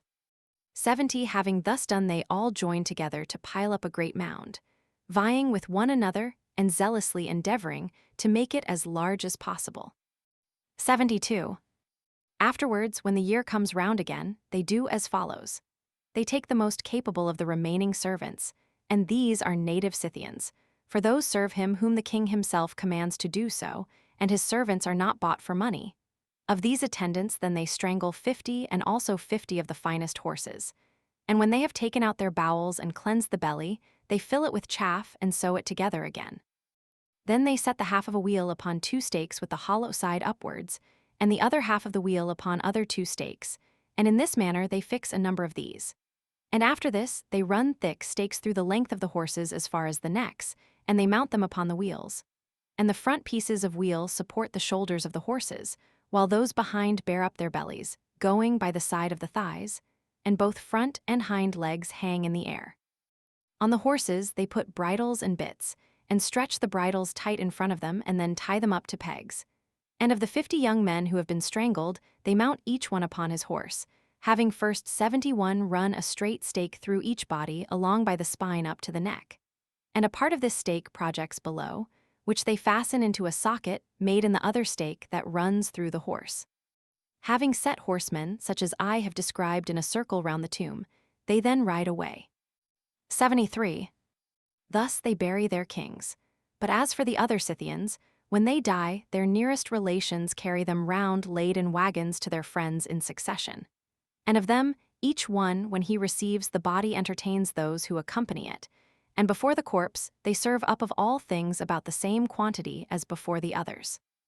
Thus private persons are carried about for 40 days, and then they are buried. And after burying them, the Scythians cleanse themselves in the following way. They soap their heads and wash them well, and then, for their body, they set up 3 stakes leaning towards one another, and about them they stretch woolen felt coverings. And when they have closed them as much as possible, they throw stones heated red-hot into a basin placed in the middle of the stakes and the felt coverings. 74. Now they have hemp growing in their land, which is very like flax except in thickness and in height, for in these respects the hemp is much superior. This grows both of itself and with cultivation. And of it the Thracians even make garments, which are very like those made of flaxen thread, so that he who was not specially conversant with it would not be able to decide whether the garments were of flax or of hemp. And he who had not before seen stuff woven of hemp would suppose that the garment was made of flax. 75. The Scythians then take the seed of this hemp and creep under the felt coverings, and then they throw the seed upon the stones which have been heated red-hot. And it burns like incense and produces a vapor so thick that no vapor bath in Hellas would surpass it. And the Scythians being delighted with the vapor bath howl like wolves. 72. This is to them instead of washing, for in fact they do not wash their bodies at all in water. Their women, however, pound with a rough stone the wood of the cypress and cedar and frankincense tree, pouring in water with it. And then with this pounded stuff, which is thick, they plaster over all their body and also their face. And not only does a sweet smell attach to them by reason of this, but also when they take off the plaster on the next day, their skin is clean and shining. 76. This nation also, 73, is very averse to adopting strange customs, rejecting even those of other tribes among themselves. 74, but especially those of the Hellenes, as the history of Anacharsis and also afterwards of Scyld proved. 75, for as to Anacharsis first, when he was returning to the abodes of the Scythians, after having visited many lands, 76, and displayed in them much wisdom, as he sailed through the Hellespont he put into Cyzicus. And since he found the people of Cyzicus celebrating a festival very magnificently in honor of the mother of the gods, Anacharsis vowed to the mother that if he should return safe and sound to his own land, he would both sacrifice to her with the same rites as he saw the men of Cyzicus do, and also hold a night festival. So when he came to Scythia, he went down into the region called Hylia. This is along by the side of the racecourse of Achilles, and is quite full, as it happens, of trees of all kinds. Into this, I say, Anacharsis went down, and proceeded to perform all the ceremonies of the festival in honor of the goddess, with a kettle drum and with images hung about himself. And one of the Scythians perceived him doing this, and declared it to Saulios the king. And the king came himself also, and when he saw Anacharsis doing this, he shot him with an arrow and killed him. Accordingly, at the present time, if one asks about Anacharsis, the Scythians say that they do not know him, and for this reason, because he went out of his own country to Hellas and adopted foreign customs. And as I heard from Timnas the steward 77 of Areopagus, he was the uncle on the father's side of Eidanthesos, king of the Scythians, and the son of Ganeuros, the son of Lycos, the son of Spargapedes. If then Anacharsis was of this house, let him know that he died by the hand of his brother, for Eidanthesos was the son of Saulios, and Saulios was he who killed Anacharsis. 77. However, I have heard also another story, told by the Peloponnesians, that Anacharsis was sent out by the king of the Scythians, and so made himself a disciple of Hellas, and that when he returned back, he said to him that had sent him forth, that the Hellenes were all busied about every kind of cleverness except the Lacedaemonians, but these alone knew how to exchange speech sensibly. This story, however, has been invented 78 without any ground by the Hellenes themselves, and however that may be, the man was slain in the way that was related above. 78. This man then fared thus badly by reason of foreign customs and communication with Hellenes. And very many years afterwards Skiles, the son of Ariapes, suffered nearly the same fate as he. For Ariapes, the king of the Scythians with other sons, had Skiles born to him, and he was born of a woman who was of Istria, and certainly not a native of Scythia. And this mother taught him the language and letters of Hellas. Afterwards, in course of time, Ariapes was brought to his end by treachery at the hands of Spargapes, the king of the Agathiacians, and Skiles succeeded to the kingdom. And he took not only that but also the wife of his father, whose name was Opua. This Opua was a native Scythian, and from her was born Oricos to Ariapes. Now when Skiles was king of the Scythians, he was by no means satisfied with the Scythian manner of life, but was much more inclined towards Hellenic ways because of the training with which he had been brought up. And he used to do somewhat as follows. When he came with the Scythians in arms to the city of the Borysthenites, now these Borysthenites say that they are of Miletos. When Skiles came to these, he would leave his band in the suburbs of the city and go himself within the walls and close the gates. After that, he would lay aside his Scythian equipments and take Hellenic garments, and wearing them he would go about in the marketplace with no guards or any other man accompanying him, and they watched the gates meanwhile, that none of the Scythians might see him wearing this dress. And while in other respects, too, he adopted Hellenic manners of life, he used also to perform worship to the gods according to the customs of the Hellenes. Then having stayed a month or more than that, he would put on the Scythian dress and depart. This he did many times, and he both built for himself a house in Borysthenes and also took to it a woman of the place as his wife. 79. Since however it was fated that evil should happen to him, it happened by an occasion of this kind. He formed a desire to be initiated in the rites of Bacchus Dionysos, and as he was just about to receive 79 the initiation, there happened a very great portent. He had in the city of the Borysthenites a house of great size, and built with large expense, of which also I made mention a little before this, and round it were placed sphinxes and griffins of white stone. On this house Zeus 7,900 caused a bolt to fall, and the house was altogether burnt down, but Skiles none the less for this completed his initiation. Now the Scythians make the rites of Bacchus a reproach against the Hellenes, for they say that it is not fitting to invent a god like this, who impels men to frenzy. So when Skiles had been initiated into the rites of Bacchus, one of the Borysthenites went off 80 to the Scythians and said, "Whereas ye laugh at us, O Scythians, because we perform the rite of Bacchus, and because the god seizes us, now this divinity has seized also your king, and he is both joining in the rite of Bacchus and maddened by the influence of the god. And if ye disbelieve me, follow and I will show you." The chief men of the Scythians followed him, and the Borysthenite led them secretly into the town and set them upon a tower. So when Skiles passed by with the company of revelers, and the Scythians saw him joining in the rite of Bacchus, they were exceedingly grieved at it, and they went out and declared to the whole band that which they had seen. 80. After this, when Skiles was riding out again to his own abode, the Scythians took his brother Octomacades for their leader, who was a son of the daughter of Teres, and made insurrection against Skiles. He then, when he perceived that which was being done to his hurt, and for what reason it was being done, fled for refuge to Thrace. And Octomacades, being informed of this, proceeded to march upon Thrace.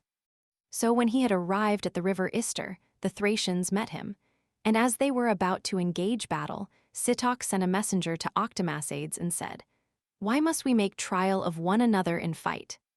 Thou art my sister's son, and thou hast in thy power my brother. Do thou give him back to me, and I will deliver to thee thy brother Skiles. And let us not either of us set our armies in peril, either thou or I." Thus Sitoc proposed to him by a herald.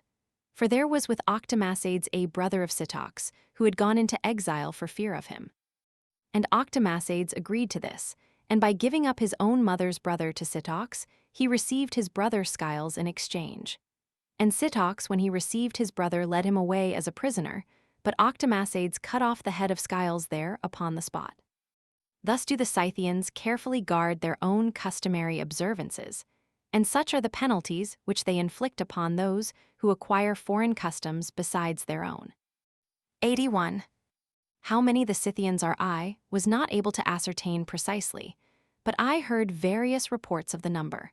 For reports say both that they are very many in number and also that they are few, at least as regards the true Scythians. 81 thus far, however, they gave me evidence of my own eyesight. There is between the river Borysthenes and the Hypanes a place called Exampios, of which also I made mention somewhat before this, saying that there was in it a spring of bitter water, from which the water flows and makes the river Hypanes unfit to drink. In this place there is set a bronze bowl, in size at least 6 times as large as the mixing bowl at the entrance of the Pontus, which Pausanias the son of Cleombrotus dedicated. And for him who has never seen that, I will make the matter clear by saying that the bowl in Scythia holds easily 600 amphors, 82, and the thickness of this Scythian bowl is 6 fingers. This then the natives of the place told me had been made of arrowheads. For their king, they said, whose name was Ariantes, wishing to know how many the Scythians were, ordered all the Scythians to bring 1 arrowhead, each from his own arrow, and whosoever should not bring one, he threatened with death. So a great multitude of arrowheads was brought, and he resolved to make of them a memorial and to leave it behind him. From these then, they said, he made this bronze bowl and dedicated it in this place Exampios. 82. This is what I heard about the number of the Scythians. Now this land has no marvelous things, except that it has rivers, which are by far larger and more numerous than those of any other land. One thing, however, shall be mentioned which it has to show, and which is worthy of wonder even besides the rivers and the greatness of the plain, that is to say, they point out a footprint of Heracles in the rock by the bank of the river Tyras, which in shape is like the mark of a man's foot, but in size is 2 cubits long.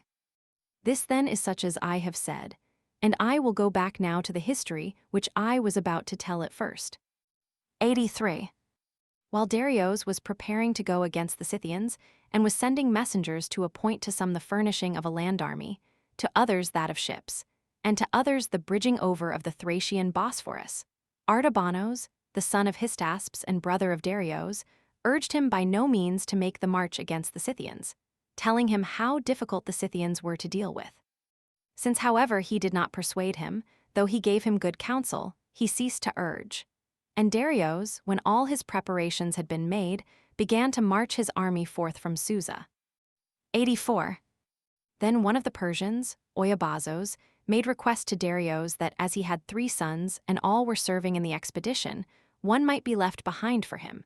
And Darius said that as he was a friend and made a reasonable request, he would leave behind all the sons. So Oiabazos was greatly rejoiced, supposing that his sons had been freed from service. But Darius commanded those who had the charge of such things to put to death all the sons of Oiabazos. 85.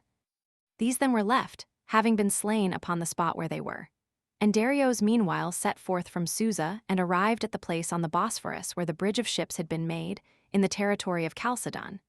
And there he embarked in a ship and sailed to the so-called Chianian rocks, which the Hellenes say formerly moved backwards and forwards. And taking his seat at the temple 83, he gazed upon the Pontus, which is a sight well worth seeing. Of all seas, indeed, it is the most marvelous in its nature. The length of it is 11,100 furlongs, 84 in the breadth, where it is broadest, 3,300. And of this great sea the mouth is but 4 furlongs broad, and the length of the mouth, that is of the neck of water which is called Bosphorus, where, as I said, the bridge of ships had been made, is not less than 120 furlongs. This Bosphorus extends to the Propontis, and the Propontis, being in breadth 500 furlongs and in length 1,400, has its outlet into the Hellespont, which is but 7 furlongs broad at the narrowest place, though it is 400 furlongs in length. And the Hellespont runs out into that expanse of sea which is called the Aegean. 86. These measurements I have made as follows.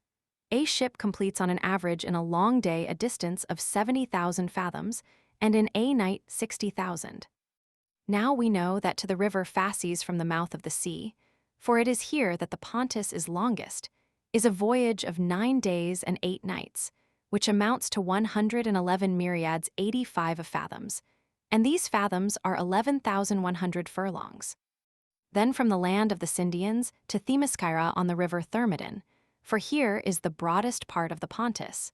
It is a voyage of 3 days and 2 nights, which amounts to 33 myriads 86 of fathoms, or 3,300 furlongs.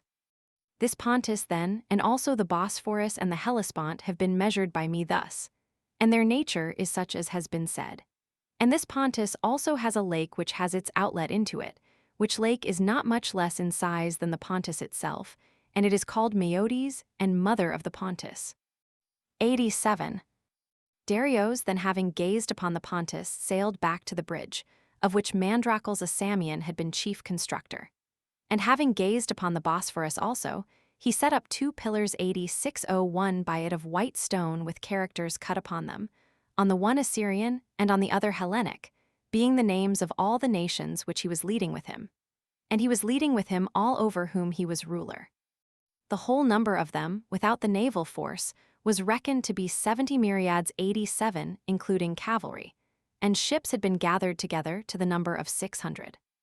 These pillars the Byzantines conveyed to their city after the events of which I speak, and used them for the altar of Artemis Orthosia, excepting one stone, which was left standing by the side of the temple of Dionysos in Byzantium, covered over with Assyrian characters.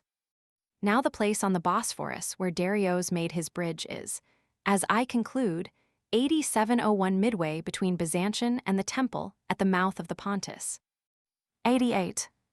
After this, Darius, being pleased with the floating bridge, rewarded the chief constructor of it, Mandracles the Samian, with gifts tenfold, 88, and as an offering from these Mandracles, had a painting made of figures to present the whole scene of the bridge over the Bosphorus and King Darius sitting in a prominent seat, and his army crossing over this, he caused to be painted, and dedicated it as an offering in the temple of Hera, with the following inscription: Bosphorus having bridged over, the straits fish abounding, to Hera Mandracles dedicates this, of his work to record, a crown on himself he set, and he brought to the Samians glory, and for Darius performed everything after his mind.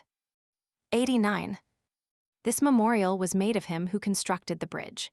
And Darius, after he had rewarded Mandracles with gifts, passed over into Europe, having first commanded the Ionians to sail into the Pontus as far as the river Ister, and when they arrived at the Ister, there to wait for him, making a bridge meanwhile over the river.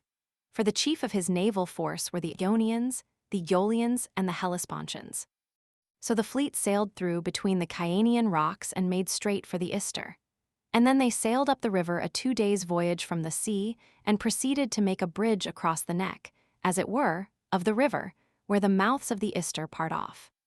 Darius, meanwhile, having crossed the Bosphorus on the floating bridge, was advancing through Thrace, and when he came to the sources of the river Taros, he encamped for 3 days. 90. Now the Taros is said by those who dwell near it to be the best of all rivers, both in other respects which tend to healing and especially for curing diseases of the skin 89 both in men and in horses. And its springs are 38 in number, flowing all from the same rock, of which some are cold and others warm. The way to them is of equal length from the city of Heraion near Perinthos, and from Apollonia upon the Euxine Sea, that is to say 2 days' journey by each road. This Taros runs into the river Contadestos, and the Contadestos into the Agrians, and the Agrians into the Hebrus, which flows into the sea by the city of Anos. 91. Darius then, having come to this river and having encamped there, was pleased with the river and set up a pillar there also, with an inscription as follows: The head springs of the river Taros give the best and fairest water of all rivers, and to them came leading an army against the Scythians the best and fairest of all men, Darius the son of Hystaspes, of the Persians, and of all the continent king. These were the words which were there written. 92. Darius then set out from thence, and came to another river whose name is Artescos, which flows through the land of the Odrysians. Having come to this river, he did as follows. He appointed a place for his army, and bade every man as he passed out by it place 1 stone in this appointed place. And when the army had performed this, then he marched away his army, leaving behind great mounds of these stones. 93. But before he came to the Ister, he conquered first the Gedi, who believe in immortality. For the Thracians who occupy Salmydessos and are settled above the cities of Apollonian and Messambria, called the Chiameani 90 and the Nipsioi, delivered themselves over to Darius without fighting. But the Getae, who are the bravest and the most upright in their dealings of all the Thracians, having bade ken themselves to obstinacy, were forthwith subdued. 94. And their belief in immortality is of this kind, that is to say, they hold that they do not die, but that he who is killed goes to Salmoxis, 91 a divinity, 92 whom some of them call Gebeleses. And at intervals of 4 years 93 they send one of themselves, whomsoever the lot may select, as a messenger to Salmoxis, charging him with such requests as they have to make on each occasion. And they send him thus. Certain of them who are appointed for this have 3 javelins, and others meanwhile take hold on both sides of him who is being sent to Salmoxis, both by his hands and his feet, and first they swing him up, then throw him into the air so as to fall upon the spear points. And if when he is pierced through he is killed, they think that the god is favorable to them. But if he is not killed, they find fault with the messenger himself, calling him a worthless man, and then having found fault with him they send another. And they give him the charge beforehand, while he is yet alive. These same Thracians also shoot arrows up towards the sky when thunder and lightning come, and use threats to the god, not believing that there exists any other god except their own. 95.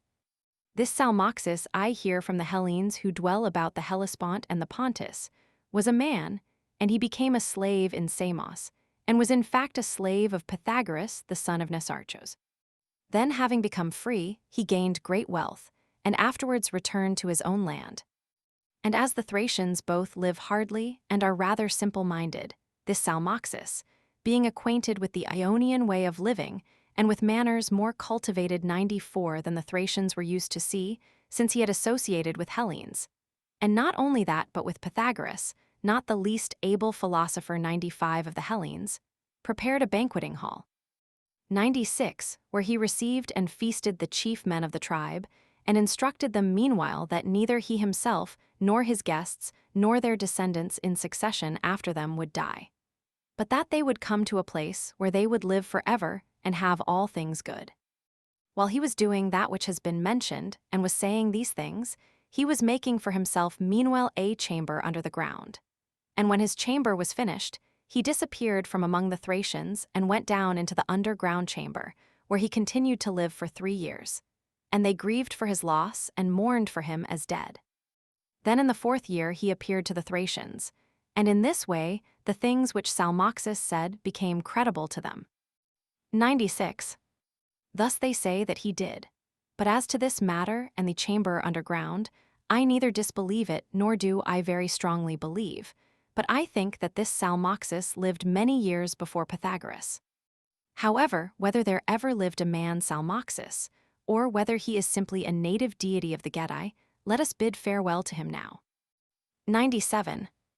These, I say, having such manners as I have said, were subdued by the Persians and accompanied the rest of the army.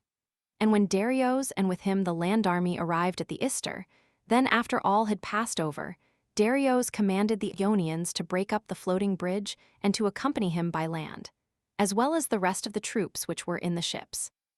And when the Ionians were just about to break it up, and to do that which he commanded, Caius the son of Erxander, who was commander of the Mytileneans, said thus to Darius, having first inquired whether he was disposed to listen to an opinion from one who desired to declare it. O king, seeing that thou art about to march upon a land where no cultivated ground will be seen, nor any inhabited town, do thou therefore let this bridge remain where it is, leaving to guard it those same men who constructed it. Then, if we find the Scythians and fare as we desire, we have a way of return. And also, even if we shall not be able to find them, at least our way of return is secured. For that we should be worsted by the Scythians in fight, I never feared yet, but rather that we might not be able to find them, and might suffer some disaster in wandering about. Perhaps someone will say that in speaking thus I am speaking for my own advantage, in order that I may remain behind. But in truth, I am bringing forward, O king, the opinion which I found best for thee, and I myself will accompany thee and not be left behind. With this opinion Darius was very greatly pleased and made answer to him in these words. Friend from Lesbos, when I have returned safe to my house, be sure that thou appear before me, in order that I may requite thee with good deeds for good counsel. 98. Having thus said, and having tied 60 knots in a thong, he called the despots of the Ionians to speak with him and said as follows. Men of Ionia, know that I have given up the opinion which I formerly declared with regard to the bridge. And do ye keep this thong and do as I shall say? So soon as ye shall have seen me go forward against the Scythians, from that time begin, and untie a knot on each day. And if within this time I am not here, and ye find that the days marked by the knots have passed by, then sail away to your own lands. Till then, since our resolve has thus been changed, guard the floating bridge, showing all diligence to keep it safe and to guard it. And thus acting, ye will do for me a very acceptable service. Thus said Darius, and hastened on his march forwards. 99. Now in front of Scythia in the direction, towards the sea 97 lies Thrace. And where a bay is formed in this land, there begins Scythia, into which the Ister flows out, the mouth of the river being turned towards the southeast wind. Beginning at the Ister, then I am about to describe the coastland of the true Scythia, with regard to measurement. At once from the Ister begins this original land of Scythia, and it lies towards the midday and the south wind, extending as far as the city called Carchanitis. After this the part which lies on the coast of the same sea still, a country which is mountainous and runs out in the direction of the Pontus, is occupied by the Tauric race, as far as the peninsula which is called the rugged Chersonese. And this extends to the sea which lies towards the east wind. For two sides of the Scythian boundaries lie along by the sea, one by the sea on the south, and the other by that on the east, just as it is with Attica. And in truth the Tauri occupy a part of Scythia which has much resemblance to Attica. It is as if in Attica another race, and not the Athenians, occupied the hill region 98 of Sunion, supposing it to project more at the point into the sea, that region namely which is cut off by a line from Thoricos to Anaphlistos. Such, I say, if we may be allowed to compare small things such as this with great, is the form of the Tauric land. 99. For him, however, who has not sailed along this part of the coast of Attica, I will make it clear by another comparison. It is as if in Iapygia another race, and not the Iapygians, had cut off for themselves, and were holding that extremity of the land which is bounded by a line beginning at the harbor of Brentesian and running to Taras. And in mentioning these two similar cases, I am suggesting many other things also to which the Tauric land has resemblance. 100. After the Tauric land immediately come Scythians again, occupying the parts above the Tauri and the coasts of the eastern sea, that is to say the parts to the west of the Cimmerian Bosphorus and of the Maeotian lake as far as the river Tanais, which runs into the corner of this lake. In the upper parts which tend inland Scythia is bounded, as we know, 100 by the Agathiosians first, beginning from the Ister, and then by the Neuroi, afterwards by the Androphagi, and lastly by the Melanchthone. 101. Scythia then being looked upon as a four-sided figure with two of its sides bordered by the sea, has its border lines equal to one another in each direction, that which tends inland and that which runs along by the sea. For from Ister to the Borysthenes is 10 days' journey, and from the Borysthenes to the Maeotian lake 10 days more. And the distance inland to the Melanchthone, who are settled above the Scythians, is a journey of 20 days. Now I have reckoned the day's journey at 200 furlongs, 101, and by this reckoning the cross lines of Scythia 102 would be 4,000 furlongs in length, and the perpendiculars which tend inland would be the same number of furlongs. Such is the size of this land. 102. The Scythians meanwhile, having considered with themselves that they were not able to repel the army of Darius alone by a pitched battle, proceeded to send messengers to those who dwelt near them. And already the kings of these nations had come together and were taking counsel with one another, since so great an army was marching towards them. Now those who had come together were the kings of the Tauri, Agathiosians, Neuroi, Androphagi, Melanchthone, Gelonians, Budinoi, and Sauromatai. 103. Of these the Taur have the following customs. They sacrifice to the maiden, both shipwrecked persons, and also those Hellenes whom they can capture by putting out to sea against them. 103. And their manner of sacrifice is this. When they have made the first offering from the victim, they strike his head with a club. And some say that they push the body down from the top of the cliff, for it is upon a cliff that the temple is placed, and set the head up on a stake. But others, while agreeing as to the heads, say nevertheless that the body is not pushed down from the top of the cliff, but buried in the earth. This divinity to whom they sacrifice, the Tauri themselves say, is Iphigenia, the daughter of Agamemnon. Whatsoever enemies they have conquered they treat in this fashion. Each man cuts off a head and bears it away to his house. Then he impales it on a long stake and sets it up above his house, raised to a great height, generally above the chimney. And they say that these are suspended above as guards to preserve the whole house. This people has its living by plunder and war. 104. The Agathiaceans are the most luxurious of men and wear gold ornaments for the most part. Also they have promiscuous intercourse with their women, in order that they may be brethren to one another, and being all nearly related, may not feel envy or malice one against another. In their other customs, they have come to resemble the Thracians. 105. The Neroi practiced the Scythian customs, and 1 generation before the expedition of Darius, it so befell them that they were forced to quit their land altogether by reason of serpents. For their land produced serpents in vast numbers, and they fell upon them in still larger numbers from the desert country above their borders. Until at last, being hard pressed, they left their own land and settled among the Budinoi. These men, it would seem, are wizards, for it is said of them by the Scythians and by the Hellenes who are settled in the Scythian land that once in every year each of the Neroi becomes a wolf for a few days and then returns again to his original form. For my part, one do not believe them when they say this, but they say it nevertheless and swear it moreover. 106. The Androphag have the most savage manners of all human beings, and they neither acknowledge any rule of right nor observe any customary law. They are nomads and wear clothing like that of the Scythians, but have a language of their own. And alone of all these nations they are man-eaters. 107. The Melanchthane wear all of them black clothing, whence also they have their name, and they practice the customs of the Scythians. 108. The Budinoi are a very great and numerous race, and are all very blue-eyed and fair of skin. And in their land is built a city of wood, the name of which is Gelonos, and each side of the wall is 30 furlongs in length and lofty at the same time, all being of wood. And the houses are of wood also, and the temples. For there are in it temples of Hellenic gods furnished after Hellenic fashion with sacred images and altars and cells, 104 all of wood. And they keep festivals every other year 105 to Dionysos and celebrate the rites of Bacchus. For the Gelonians are originally Hellenes, and they removed 106 from the trading stations on the coast and settled among the Budinoi, and they use partly the Scythian language and partly the Hellenic. The Budinoi, however, do not use the same language as the Gelonians, nor is their manner of living the same. 109.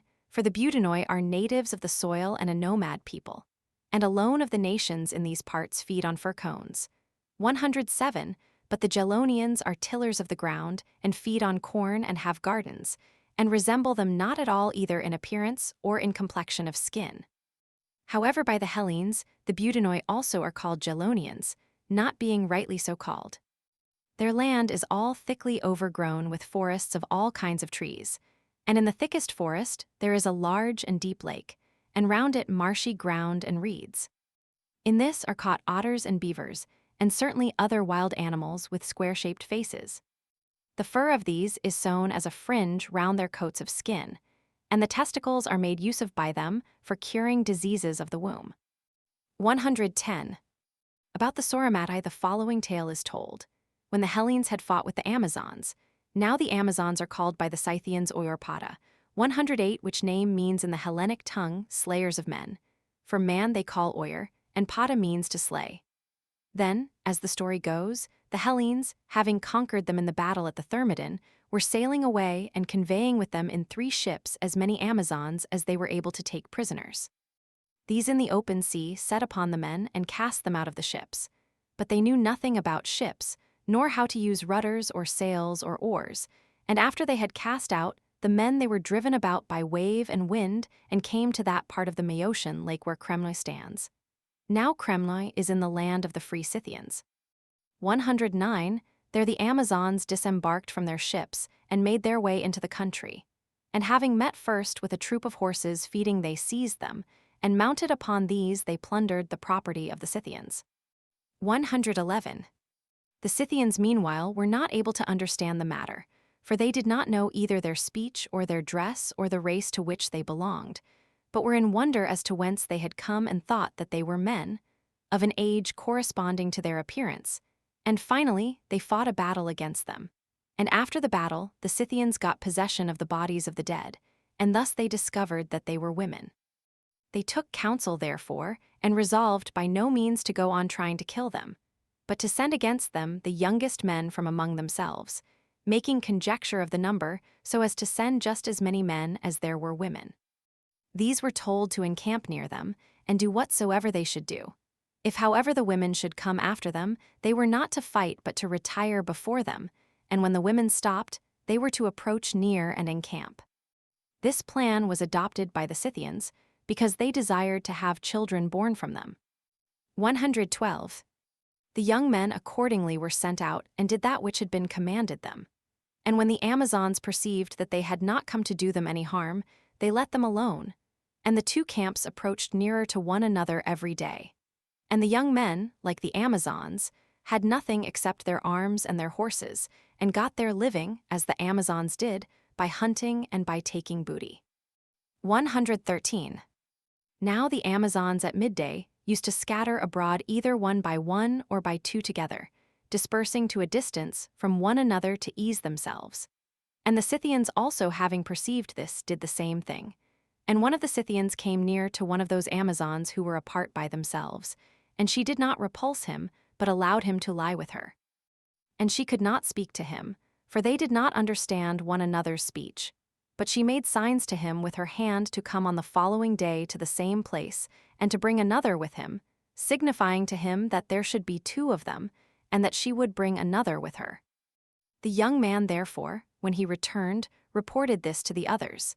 And on the next day he came himself to the place, and also brought another, and he found the Amazon awaiting him with another in her company. Then hearing this, the rest of the young men, also in their turn, tamed for themselves the remainder of the Amazons. 114, and after this they joined their camps and lived together, each man having for his wife her with whom he had had dealings at first. And the men were not able to learn the speech of the women, but the women came to comprehend that of the men. So when they understood one another, the men spoke to the Amazons as follows: "We have parents and we have possessions. Now therefore let us no longer lead a life of this kind, but let us go away to the main body of our people and dwell with them, and we will have you for wives and no others."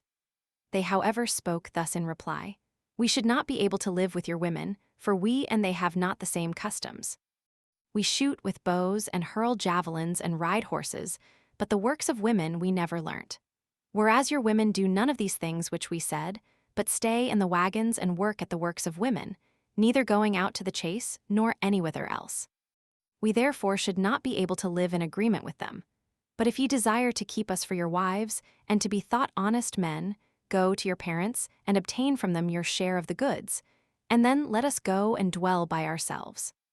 115. The young men agreed and did this. And when they had obtained the share of the goods which belonged to them and had returned back to the Amazons, the women spoke to them as follows: "We are possessed by fear and trembling to think that we must dwell in this place, having not only separated you from your fathers, but also done great damage to your land. Since then ye think it right to have us as your wives, do this together with us. Come and let us remove from this land and pass over the river Tanais and there dwell." 116. The young men agreed to this also, and they crossed over the Tanais and made their way towards the rising sun for 3 days' journey from Tanais, and also towards the north wind for 3 days' journey from the Maeotian lake. And having arrived at the place where they are now settled, they took up their abode there. And from thenceforward, the women of the Sauromatai practiced their ancient way of living. going out regularly on horseback to the chase both in company with the men and apart from them, and going regularly to war, and wearing the same dress as the men. 117. And the Sauromatai make use of the Scythian tongue, speaking it barbarously however from the first, since the Amazons did not learn it thoroughly well. As regards marriages, their rule is this, that no maiden is married until she has slain a man of their enemies. And some of them even grow old and die before they are married, because they are not able to fulfill the requirement of the law. 118. To the kings of these nations, then, which have been mentioned in order, the messengers of the Scythians came, finding them gathered together, and spoke declaring to them how the Persian king, after having subdued all things to himself in the other continent, had laid a bridge over the neck of the Bosphorus and had crossed over to that continent, and having crossed over and subdued the Thracians, was making a bridge over the river Ister, desiring to bring under his power all these regions also. Do ye therefore, they said, by no means stand aloof and allow us to be destroyed, but let us become all of one mind and oppose him who is coming against us. If ye shall not do so, we on our part shall either be forced by necessity to leave our land, or we shall stay in it and make a treaty with the invader. For what else can we do if ye are not willing to help us? And for you, after this 110, it will be in no respect easier. For the Persian has come not at all less against you than against us, nor will it content him to subdue us and abstain from you. And of the truth of that which we say, we will mention a strong evidence. If the Persian had been making his expedition against us alone, because he desired to take vengeance for the former servitude, he ought to have abstained from all the rest, and to have come at once to invade our land. And he would thus have made it clear to all that he was marching to fight against the Scythians, and not against the rest. In fact, however, ever since he crossed over to this continent, he has compelled all who came in his way to submit to him, and he holds under him now not only the other Thracians, but also the Getae, who are our nearest neighbors. 119. When the Scythians proposed this, the kings who had come from the various nations took counsel together, and their opinions were divided. The kings of the Gelonians, of the Budinoi and of the Sauromatai agreed together, and accepted the proposal that they should help the Scythians, but those of the Agathiacians, Neroi, Androphagi, Melanchthane, and Tauri returned answer to the Scythians as follows. If ye had not been the first to do wrong to the Persians and to begin war, then we should have surely thought that ye were speaking justly and asking for those things for which ye now ask, and we should have yielded to your request and shared your fortunes. As it is, however, ye on the one hand made invasion without us into their land, and bear rule over the Persians for so long a time as God permitted you. And they in their turn, since the same God stirs them up, are repaying you with the like. As for us, however, neither at that time did we do any wrong to these men, nor now shall we attempt to do any wrong to them unprovoked. If however the Persians shall come against our land also, and do wrong first to us, we also shall refuse to submit 111. But until we shall see this, we shall remain by ourselves, for we are of opinion that the Persians have come not against us, but against those who were the authors of the wrong. 120. When the Scythians heard this answer reported, they planned not to fight a pitched battle openly, since these did not join them as allies, but to retire before the Persians and to drive away their cattle from before them, choking up with earth the wells and the springs of water by which they passed, and destroying the grass from off the ground, having parted themselves for this into two bodies. And they resolved that the Sauromatai should be added to one of their divisions, namely that over which Scapaces was king, and that these should move on, if the Persians turned in that direction, straight towards the river Tanoes, retreating before him by the shore of the Maeotian lake. And when the Persian marched back again, they should come after and pursue him. This was one division of their kingdom, appointed to go by the way which has been said. And the other two of the kingdoms, the large one over which Idontheosos was king, and the third of which Taxaces was king, were to join together in one, with the Gelonians and the Budinoi added to them. And they also were to retire before the Persians 1 day's march in front of them, going on out of their way and doing that which had been planned.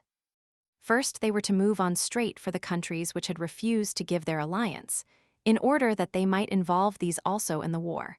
And though these had not voluntarily undertaken the war with the Persians, they were to involve them in it nevertheless against their will. And after that, they were to return to their own land and attack the enemy, if it should seem good to them in council so to do. 121. Having formed this plan, the Scythians went to meet the army of Darius, sending off the best of their horsemen before them as scouts. But all 112 the wagons in which their children and their women lived they sent on, and with them all their cattle, leaving only so much as was sufficient to supply them with food, and charged them that they should proceed continually towards the north wind. These, I say, were being carried on before. 122. But when the scouts who went in front of the Scythians discovered the Persians distant about 3 days' march from Ister, then the Scythians, having discovered them, continued to pitch their camp 1 day's march in front, destroying utterly that which grew from the ground. And when the Persians saw that the horsemen of the Scythians had made their appearance, they came after them following in their track, while the Scythians continually moved on. After this, since they had directed their march towards the first of the divisions, the Persians continued to pursue towards the east and the river Tanais. And when the Scythians crossed over the river Tanais, the Persians crossed over after them and continued still to pursue, until they had passed quite through the land of the Soramadai and had come to that of the Budinoi. 123. Now so long as the Persians were passing through Scythia and the land of the Soramadai, they had nothing to destroy, seeing that the land was bare. 113. But when they invaded the land of the Budinoi, then they fell in with the wooden wall, which had been deserted by the Budinoi and left wholly unoccupied, and this they destroyed by fire. Having done so, they continued to follow on further in the tracks of the enemy, until they had passed through the whole of this land and had arrived at the desert. This desert region is occupied by no men, and it lies above the land of the Budinoi, extending for a 7 days' journey. And above this desert dwell the Thysagetai, and 4 large rivers flow from them through the land of the Maeotians and run into that which is called the Maeotian Lake, their names being as follows: Lycos, Oros, Tanais, Siegas. 114. 124. When therefore Darius came to the desert region, he ceased from his course and halted his army upon the river Aros. Having so done, he began to build 8 large fortifications at equal distances from one another, that is to say about 60 furlongs, of which the ruins still existed down to my time. And while he was occupied in this, the Scythians whom he was pursuing came round by the upper parts and returned back to Scythia. Accordingly, since these had altogether disappeared and were no longer seen by the Persians at all, Darius left those fortifications half finished, and turning back himself began to go towards the west, supposing that these were the whole body of the Scythians and that they were flying towards the west. 125. And marching his army as quickly as possible, when he came to Scythia, he met with the 2 divisions of the Scythians together, and having fallen in with these, he continued to pursue them, while they retired out of his way 1 day's journey in advance. And as Darius did not cease to come after them, the Scythians, according to the plan which they had made, continued to retire before him towards the land of those who had refused to give their alliance, and first towards that of the Melanchthane. And when Scythians and Persians both together had invaded and disturbed these, the Scythians led the way to the country of the Androphaga, and when these had also been disturbed, they proceeded to the land of the Neroi. And while these 2 were being disturbed, the Scythians went on retiring before the enemy to the Agathioceans. The Agathioceans, however, seeing that their next neighbors also were flying from the Scythians and had been disturbed, sent a herald before the Scythians invaded their land and proclaimed to the Scythians not to set foot upon their confines, warning them that if they should attempt to invade the country, they would first have to fight with them. The Agathioceans, then having given this warning, came out in arms to their borders, meaning to drive off those who were coming upon them. But the Melanchthane and Androphag and Neroi, when the Persians and Scythians together invaded them, did not betake themselves to brave defense, but forgot their former threat 115, and fled in confusion ever further towards the north to the desert region.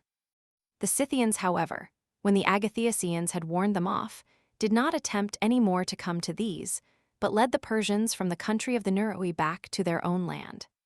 126. Now as this went on for a long time and did not cease, Darius sent a horseman to Idantheos, king of the Scythians, and said as follows: Thou most wondrous man, why dost thou fly forever, when thou mightest do of these two things one. If thou thinkest thyself able to make opposition to my power, stand thou still and cease from wandering abroad, and fight. But if thou dost acknowledge thyself too weak, cease then in that case also from thy course, and come to speech with thy master, bringing to him gifts of earth and water. 127. To this the king of the Scythians Eidanthesos made answer thus. My case, O Persian, stands thus. Never yet did I fly because I was afraid, either before this time from any other man, or now from thee, nor have I done anything different now from that which I was wont to do also in time of peace. And as to the cause why I do not fight with thee at once, this also I will declare to thee. We have neither cities nor land sown with crops, about which we should fear lest they should be captured or laid waste, and so join battle more speedily with you. But if it be necessary by all means to come to this speedily, know that we have sepulchres in which our fathers are buried. Therefore come now, find out these and attempt to destroy them, and ye shall know then whether we shall fight with you for the sepulchres, or whether we shall not fight. Before that, however, unless the motion comes upon us, we shall not join battle with thee. About fighting let so much as has been said suffice. But as to masters, I acknowledge none over me but Zeus my ancestor and Hestia, the queen of the Scythians. To thee then in place of gifts of earth and water I shall send such things as it is fitting that thou shouldest receive, and in return for thy saying that thou art my master, for that I say, woe betide thee. 116. This is the proverbial saying of the Scythians. 117. 128. The herald then had departed to report this to Darius, and the kings of the Scythians, having heard mention of subjection to a master, were filled with wrath. They sent accordingly the division which was appointed to be joined with the Sauromatai, that division of which Scapaces was in command, bidding them come to speech with the Ionians, namely those who were guarding the bridge of the Ister, and meanwhile they who were left behind resolved not to lead the Persians wandering about any more, but to attack them constantly as they were getting provisions. Therefore they observed the soldiers of Darius as they got provisions, and did that which they had determined. And the cavalry of the Scythians always routed that of the enemy, but the Persian horsemen as they fled fell back upon the men on foot, and these would come up to their assistance. And meanwhile the Scythians, when they had driven in the cavalry, turned back, fearing the men on foot. Also by night the Scythians used to make similar attacks. 129. And the thing which, strange to say, most helped the Persians and hindered the Scythians in their attacks upon the camp of Darius, I will mention, namely the voice of the asses and the appearance of the mules. For Scythia produces neither ass nor mule, as I have declared before, nor is there at all in the Scythian country either ass or mule on account of the cold. The asses accordingly, by riotously braying, used to throw into confusion the cavalry of the Scythians. And often, as they were in the middle of riding against the Persians, when the horses heard the voice of the asses, they turned back in confusion and were possessed with wonder, pricking up their ears, because they had never heard such a voice nor seen the form of the creature before. 130. So far then, the Persians had the advantage for a small part of the war. 118. But the Scythians, whenever they saw that the Persians were disquieted, then in order that they might remain a longer time in Scythia, and in remaining might suffer by being in want of everything, would leave some of their own cattle behind with the herdsmen, while they themselves rode out of the way to another place, and the Persians would come upon the cattle and take them, and having taken them they were elated at what they had done.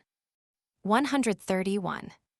As this happened often, at length Darius began to be in straits, and the kings of the Scythians perceiving this sent a herald bearing as gifts to Darius a bird, and a mouse and a frog and 5 arrows. The Persians accordingly asked the bearer of the gifts as to the meaning of the gifts which were offered, but he said that nothing more had been commanded to him, but to give them and get away as speedily as possible, and he bade the Persians find out for themselves, if they had wisdom, that which the gifts were meant to express. 132. Having heard this, the Persians took counsel with one another. And the opinion of Darius was that the Scythians were giving to him both themselves and also earth and water, making his conjecture by this, namely that a mouse is produced in the earth and feeds on the same produce of the earth as man, and a frog in the water, while a bird has great resemblance to a horse, 119 And moreover, that in giving the arrows they were delivering up their own might in battle. This was the opinion expressed by Darius, but the opinion of Gobryas, one of the 7 men who killed the Magian, was at variance with it, for he conjectured that the gifts express this. Unless ye become birds and fly up into the heaven, O Persians, or become mice and sink down under the earth, or become frogs and leap into the lakes, ye shall not return back home, but shall be smitten by these arrows. 133. The Persians then, I say, were making conjecture of the gifts, and meanwhile the single division of the Scythians, that which had been appointed at first to keep guard along the Maeotian lake, and then to go to the Ister and come to speech with the Ionians, when they arrived at the bridge spoke as follows.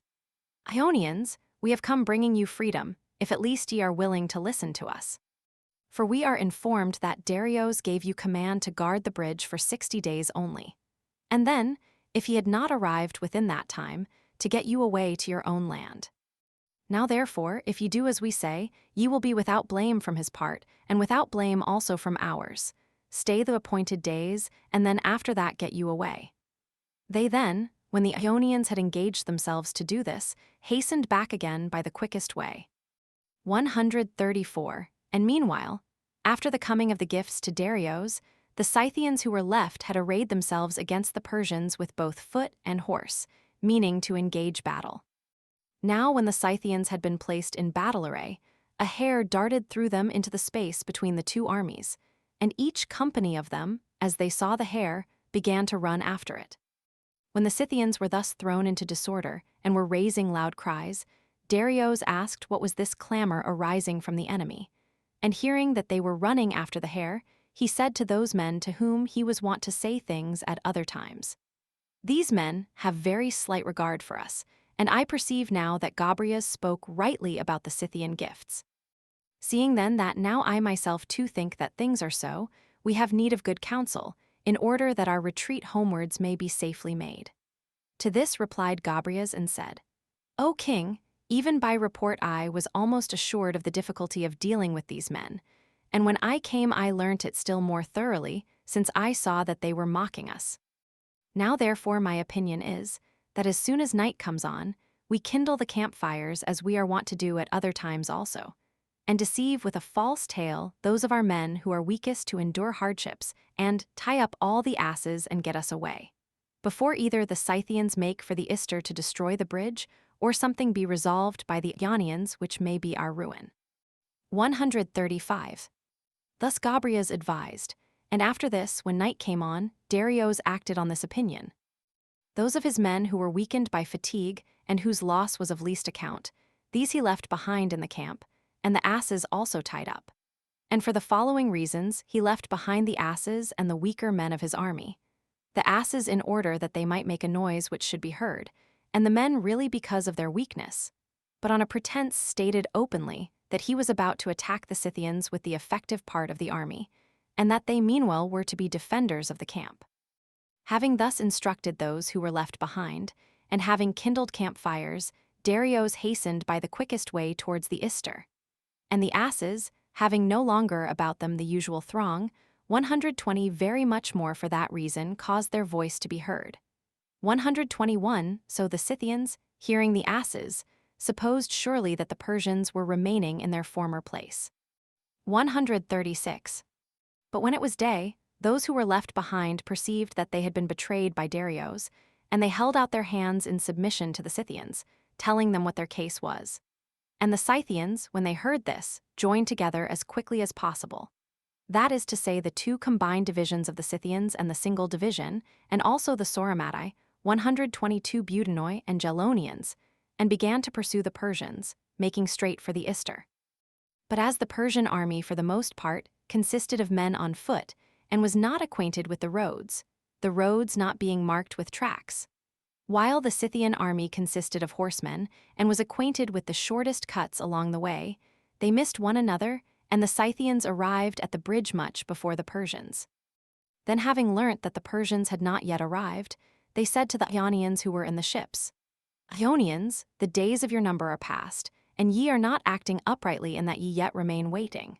But as ye stayed before from fear, so now break up the passage as quickly as ye may, and depart free and unhurt, 123 feeling thankfulness both to the gods and to the Scythians.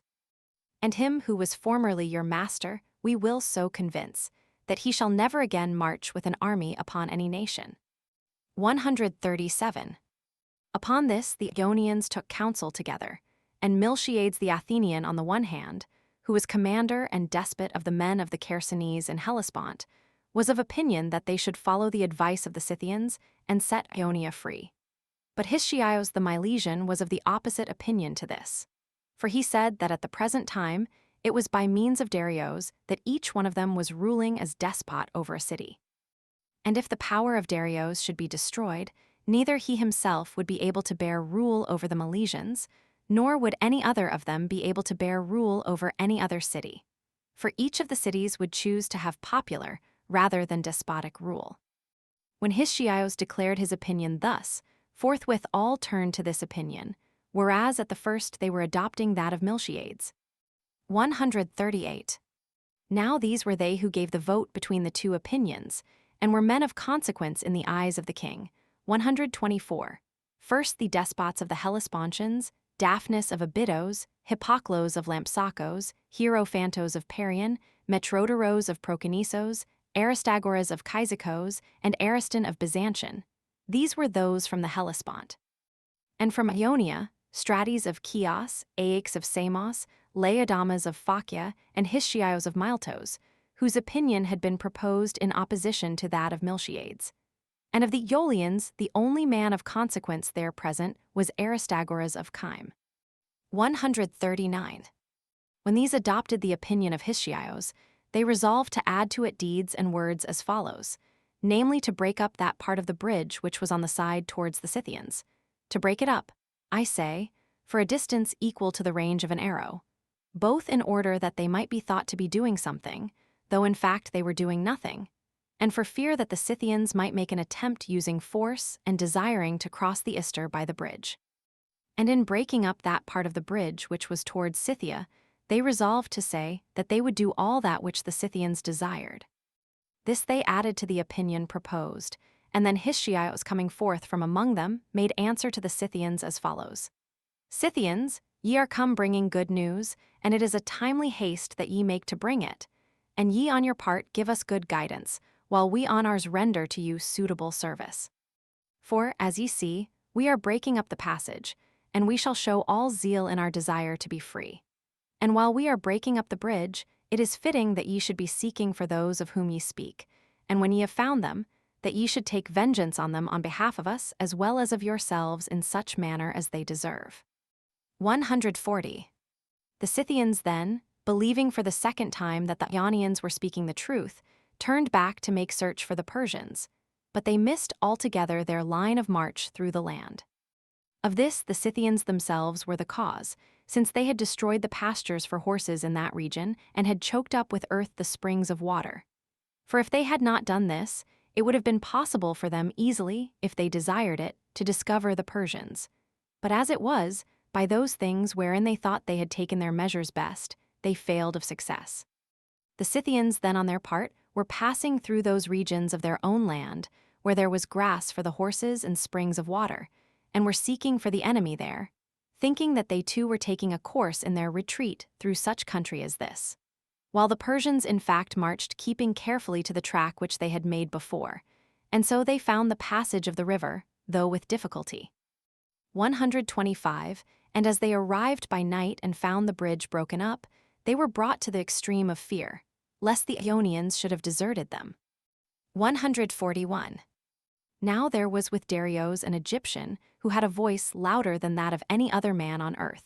And this man Darius ordered to take his stand upon the bank of the Ister, and to call Histiaeus of Miletos.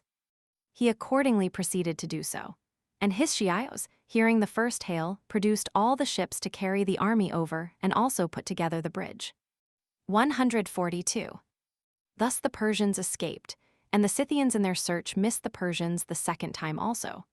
And their judgment of the Ionians is that on the one hand, if they be regarded as free men, they are the most worthless and cowardly of all men. But on the other hand, if regarded as slaves, they are the most attached to their master and the least disposed to run away of all slaves. This is the reproach which is cast against the Ionians by the Scythians. 143.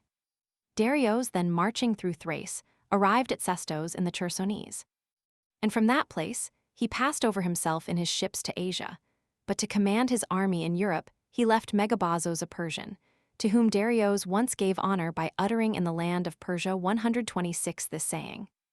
Darius was beginning to eat pomegranates, and at once when he opened the first of them, Artabanos his brother asked him of what he would desire to have as many as there were seeds in the pomegranate.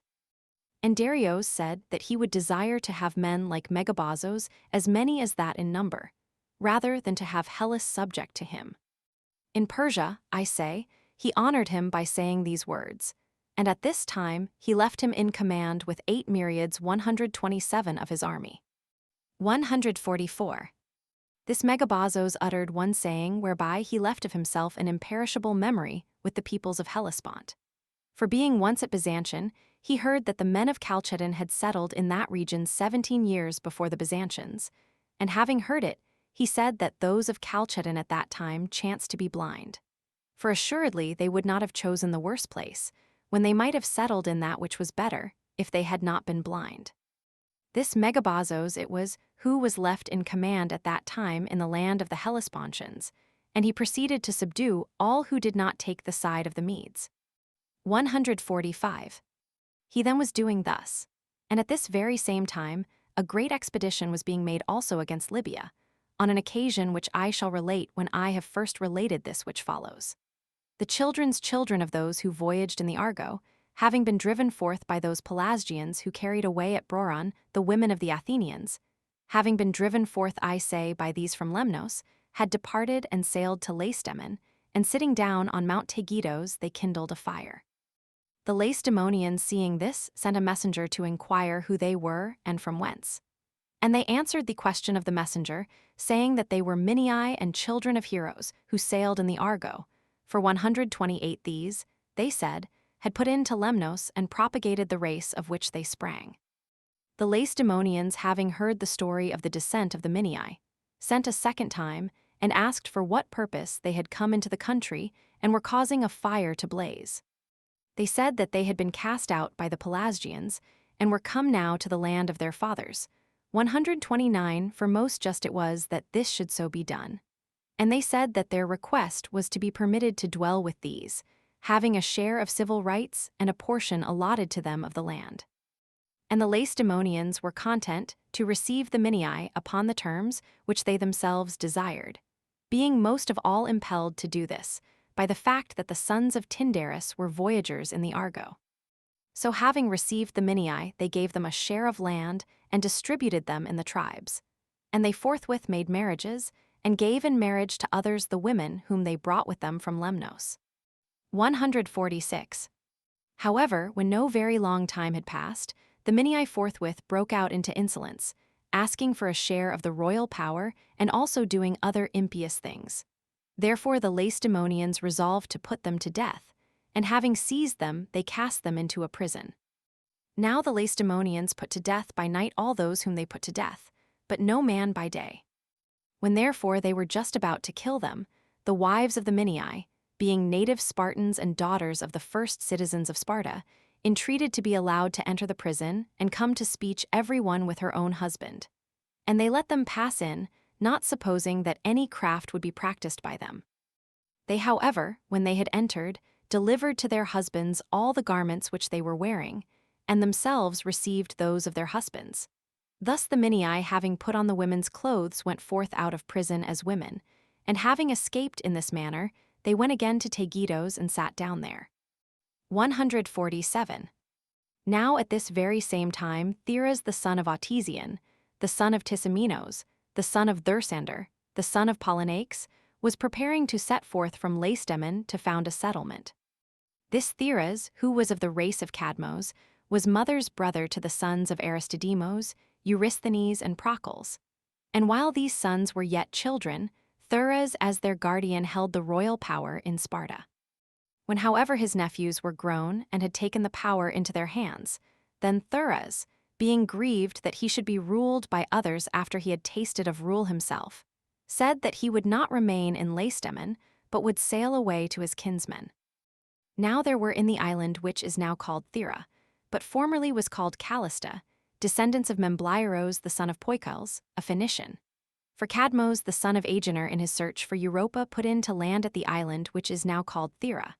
And whether it was that the country pleased him when he had put to land, or whether he chose to do so for any other reason, he left in this island, besides other Phoenicians, Memblairos also, of his own kinsmen. These occupied the island called Callista for 8 generations of men, before Theras came from Lacedaemon.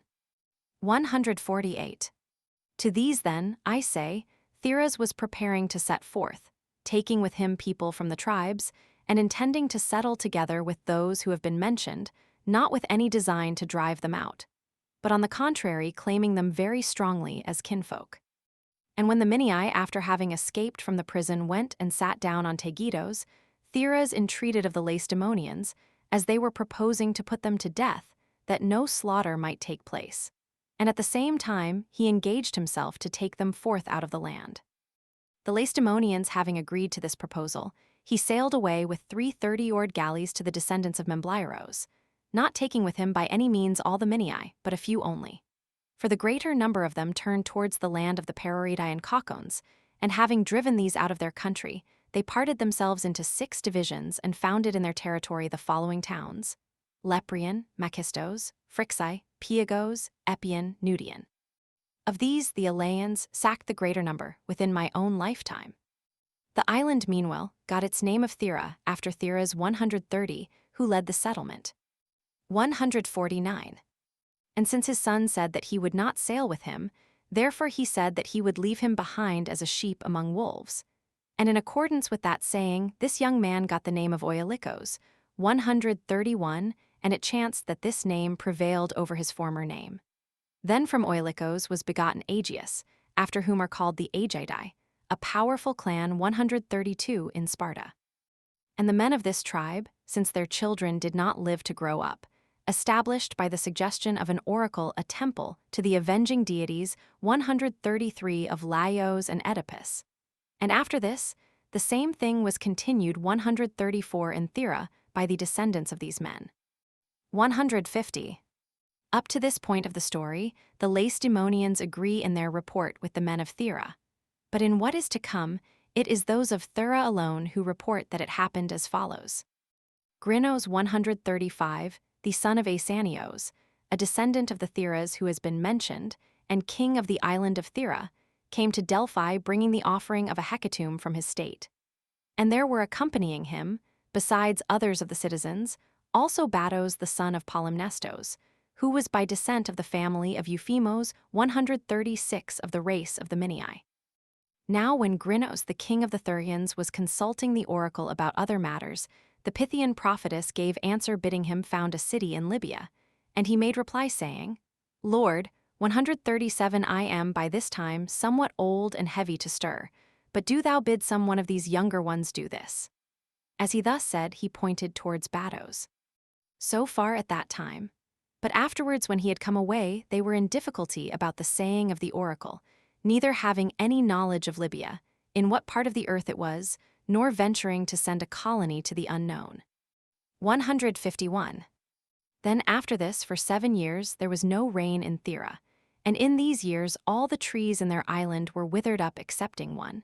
And when the Thurians consulted the oracle, the Pythian prophetess alleged this matter of colonizing Libya to be the cause.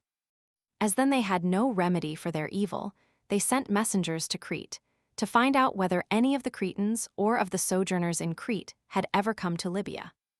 These, as they wandered round about the country, came also the city of Atanos, and there they met with a fisher for purple named Corobios, who said that he had been carried away by winds and had come to Libya, and in Libya to the island of Plataea. This man they persuaded by payment of money, and took him to Thera, and from Thera there set sail men to explore, at first not many in number. And Corobios having guided them to this same island of Plataea, they left Corobios there, leaving behind with him provisions for a certain number of months, and sailed themselves as quickly as possible to make report about the island to the men of Thera.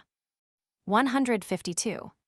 Since however these stayed away longer than the time appointed, Corobios found himself destitute. And after this, a ship of Samos, of which the master was Callios, while sailing to Egypt was carried out of its course and came to this island of Plataea.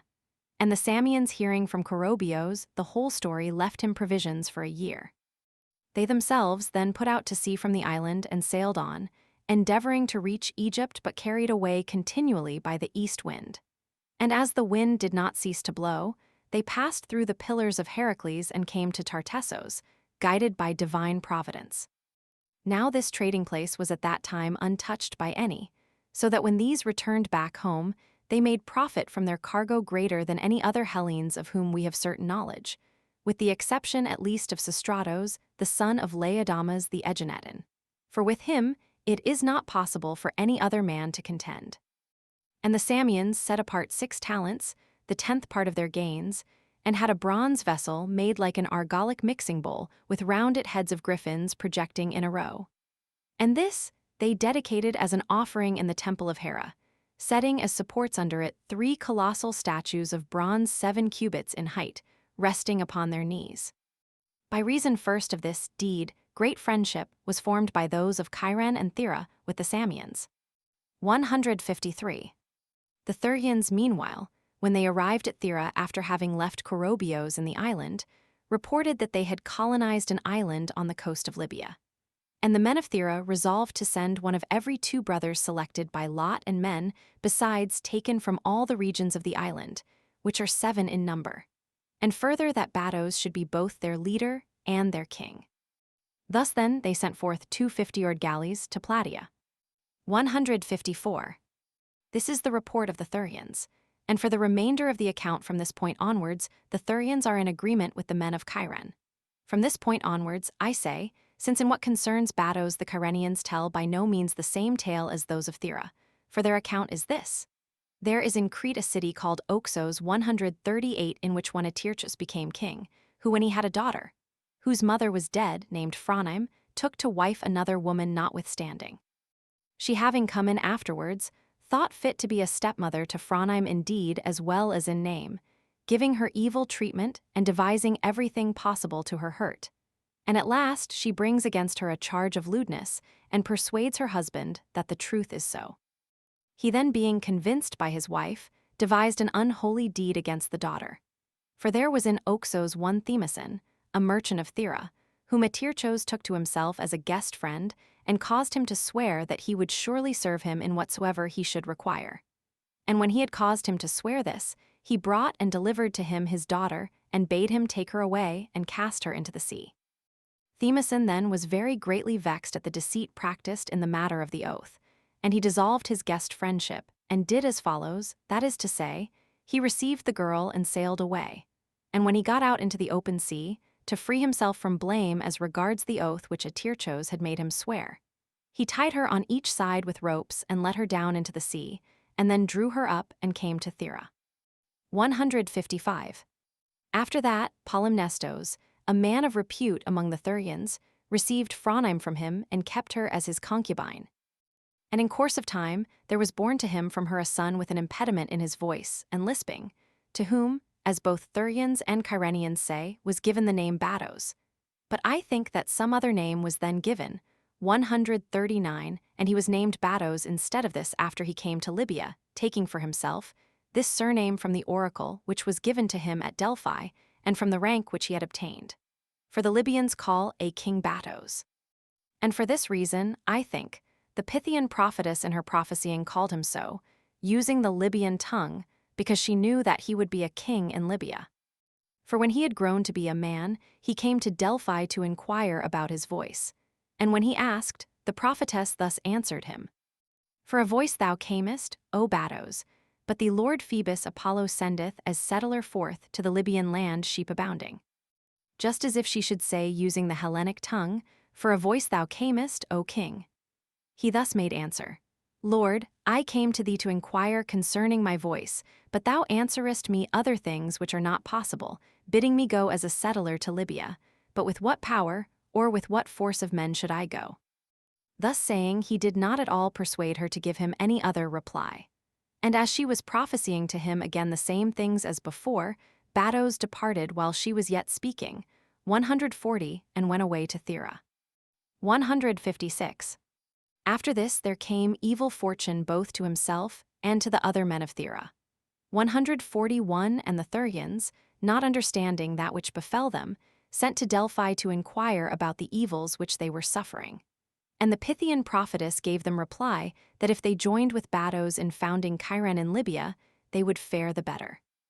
After this the Therians sent Batos with 2 50-oared galleys, and these sailed to Libya, and then came away back to Thera, for they did not know what else to do. And the Therians pelted them with missiles when they endeavored to land, and would not allow them to put to shore, but bade them sail back again. They accordingly, being compelled, sailed away back, and they made a settlement in an island lying near the coast of Libya, called, as was said before, Plataea. This island is said to be of the same size as the now existing city of Cyrene. 157. In this they continued to dwell 2 years, but as they had no prosperity, they left one of their number behind, and all the rest sailed away to Delphi, and having come to the oracle they consulted it, saying that they were dwelling in Libya, and that, though they were dwelling there, they fared none the better. And the Pythian prophetess made answer to them thus: Better than I if thou knowest the Libyan land sheep abounding, not having been there than I who have been, at thy wisdom I wonder. Having heard this, Batos and his companions sailed away back again. For in fact the god would not let them off from the task of settlement till they had come to Libya itself. And having arrived at the island and taken up him whom they had left, they made a settlement in Libya itself at a spot opposite the island, called Aziris, which is enclosed by most fair woods on both sides, and a river flows by it on one side. 158. In this spot they dwelt for 6 years, and in the 7th year the Libyans persuaded them to leave it, making request and saying that they would conduct them to a better region. So the Libyans led them from that place, making them start towards evening, and in order that the Hellenes might not see the fairest of all the regions as they passed through it, they led them past it by night, having calculated the time of daylight, and this region is called Irasa.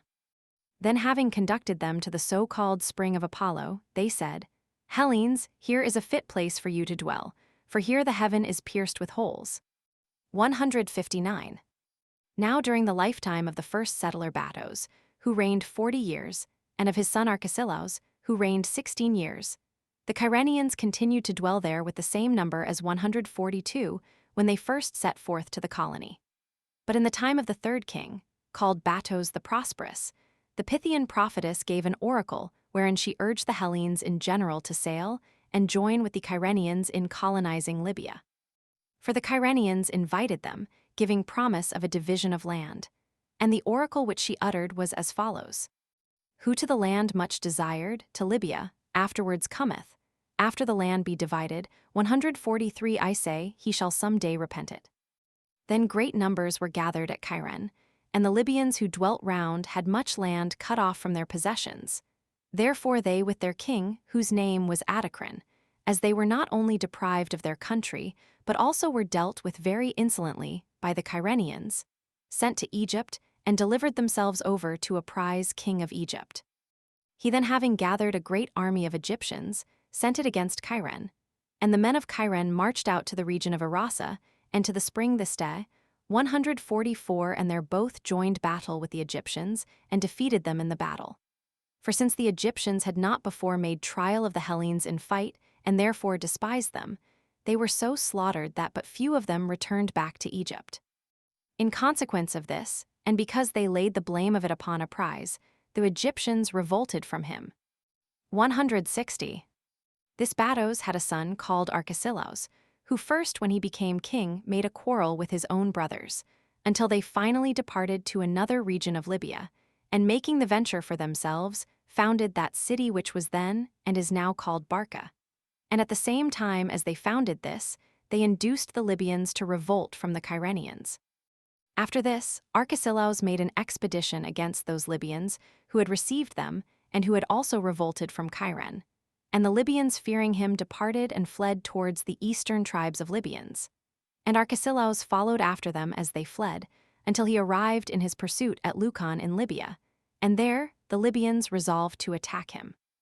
Accordingly, they engaged battle and defeated the Kyrenians so utterly that 7,000 hoplites of the Kyrenians fell there.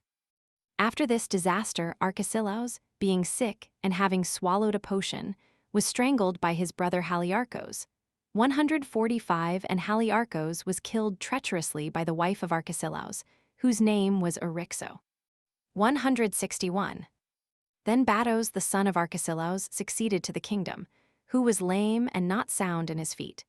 And the Kyrenians, with a view to the misfortune which had befallen them, sent men to Delphi to ask what form of rule they should adopt, in order to live in the best way possible. And the Pythian prophetess bade them take to themselves a reformer of their state from Mantinea of the Arcadians. The men of Cyrene accordingly made request, and those of Mantinea gave them the man of most repute among their citizens, whose name was Demonax. This man, therefore, having come to Cyrene, and having ascertained all things exactly, 146 in the first place caused them to have 3 tribes, distributing them thus. 1 division he made of the Thurians and their dependents, 147 another of the Peloponnesians and Cretans, and a third of all the islanders. 148, then secondly for the king Batos he set apart domains of land and priesthoods, but all the other powers which the kings used to possess before, he assigned as of public right to the people. 162. During the reign of this Batos things continued to be thus, but in the reign of his son Arkesilaus there arose much disturbance about the offices of the state. For Arkesilaus son of Batos, the lame and of Pharatime, said that he would not suffer it to be according as the Mantinean Demonax had arranged, but asked to have back the royal rights of his forefathers. After this, stirring up strife, he was worsted and went as an exile to Samos, and his mother to Salamis in Cyprus. Now at that time the ruler of Salamis was Euelthan, the same who dedicated as an offering the censer at Delphi, a work well worth seeing, which is placed in the treasury of the Corinthians. To him having come, Pharatime asked him for an army to restore herself and her son to Cyrene. Euelthan, however, was ready to give her anything else rather than that. And she, when she received that which he gave her, said that this too was a fair gift, but fairer still would be that other gift of an army for which she was asking. As she kept saying this to everything which was given, at last Euelthan sent out to her a present of a golden spindle and distaff, with wool also upon it. And when Pharatime uttered again the same saying about this present, Euelthan said that such things as this were given as gifts to women, and not an army. 163. Arkesilaus, meanwhile, being in Samos, was gathering everyone together by a promise of dividing land. And while a great host was being collected, Arkesilaus set out to Delphi to inquire of the oracle about returning from exile. And the Pythian prophetess gave him this answer.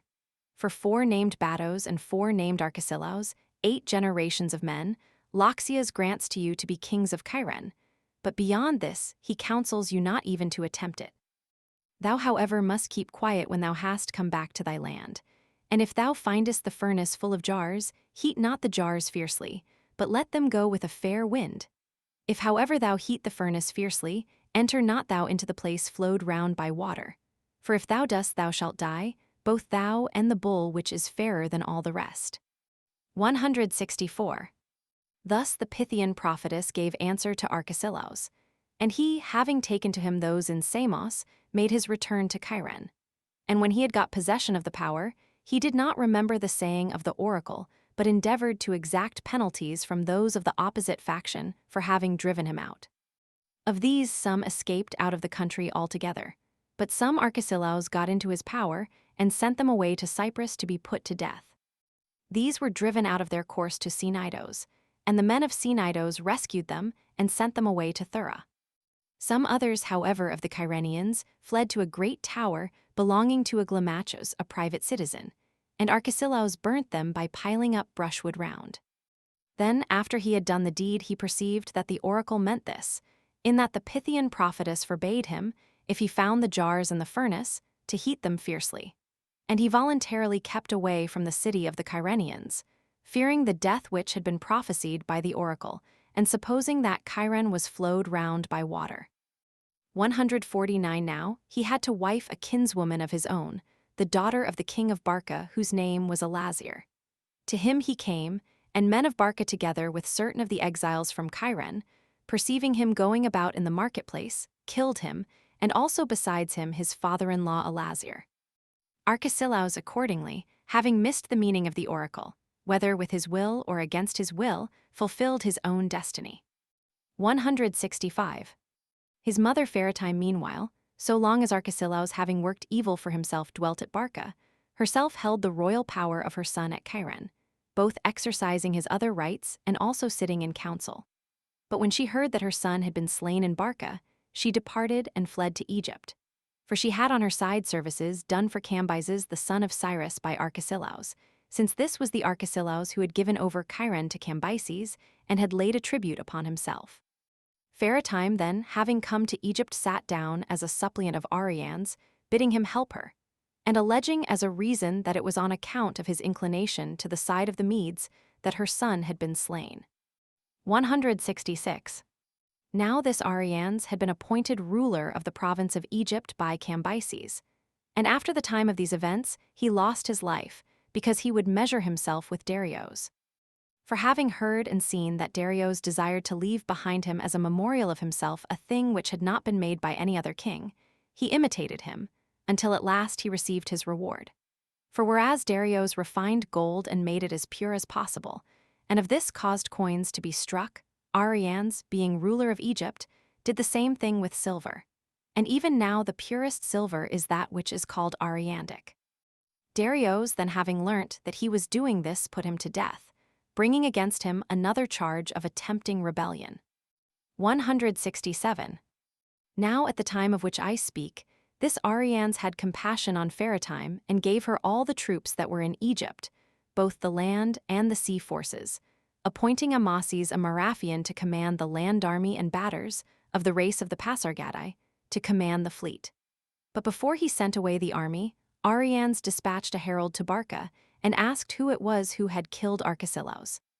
And the men of Barca all took it upon themselves, for they said they suffered formerly many great evils at his hands. Having heard this, Arianes at last sent away the army together with Pharatime. This charge then was the pretext alleged, but in fact the army was being sent out, as I believe, for the purpose of subduing Libya. For of the Libyans there are many nations of various kinds, and but few of them are subject to the king, while the greater number paid no regard to Darius. 168. Now the Libyans have their dwelling as follows. Beginning from Egypt, first of the Libyans are settled the Adiamachidae, who practice for the most part the same customs as the Egyptians, but wear clothing similar to that of the other Libyans. Their women wear a bronze ring 150 upon each leg, and they have long hair on their heads, and when they catch their lice, each one bites her own in retaliation and then throws them away. These are the only people of the Libyans who do this, and they alone display to the king their maidens when they are about to be married, and whosoever of them proves to be pleasing to the king is deflowered by him. These Adiamachidae extend along the coast from Egypt as far as the port which is called Plynos. 169. Next after these come the Gilligami, 151, occupying the country towards the west as far as the island of Aphrodisias. In the space within this limit lies off the coast the island of Plataea, where the Cyrenians made their settlement, and on the coast of the mainland there is Port Menelaus and Azyrus, where the Cyrenians used to dwell. From this point begins the Sylphian 152, and it extends along the coast from the island of Plataea as far as the entrance of the Cyades. This nation practices customs nearly resembling those of the rest. 170. Next to the Gilligami on the west are the Aspistae. 153, these dwell above 154 Cyrene, and the Aspistae do not reach down the sea, for the region along the sea is occupied by Cyrenians. These most of all the Libyans are drivers of four-horse chariots, and in the greater number of their customs they endeavor to imitate the Cyrenians. 171. Next after the Aspistae on the west come the Aucissae. These dwell above Barca and reach down to the sea by Eusporides, and in the middle of the country of the Aucissae dwell the Bacils, 155, a small tribe, who reach down to the sea by the city of Tauchera in the territory of Barca. These practice the same customs as those above Chiron. 172. Next after these Auskasi towards the west come the Nasamonians, a numerous race, who in the summer leave their flocks behind by the sea and go up to the region of Augilla to gather the fruit of the date palms, which grow in great numbers and very large and are all fruit-bearing. These hunt the wingless locusts, and they dry them in the sun and then pound them up, and after that they sprinkle them upon milk and drink them. Their custom is for each man to have many wives, and they make their intercourse with them common in nearly the same manner as the Massagetae. 156, that is, they set up a staff in front of the door, and so have intercourse.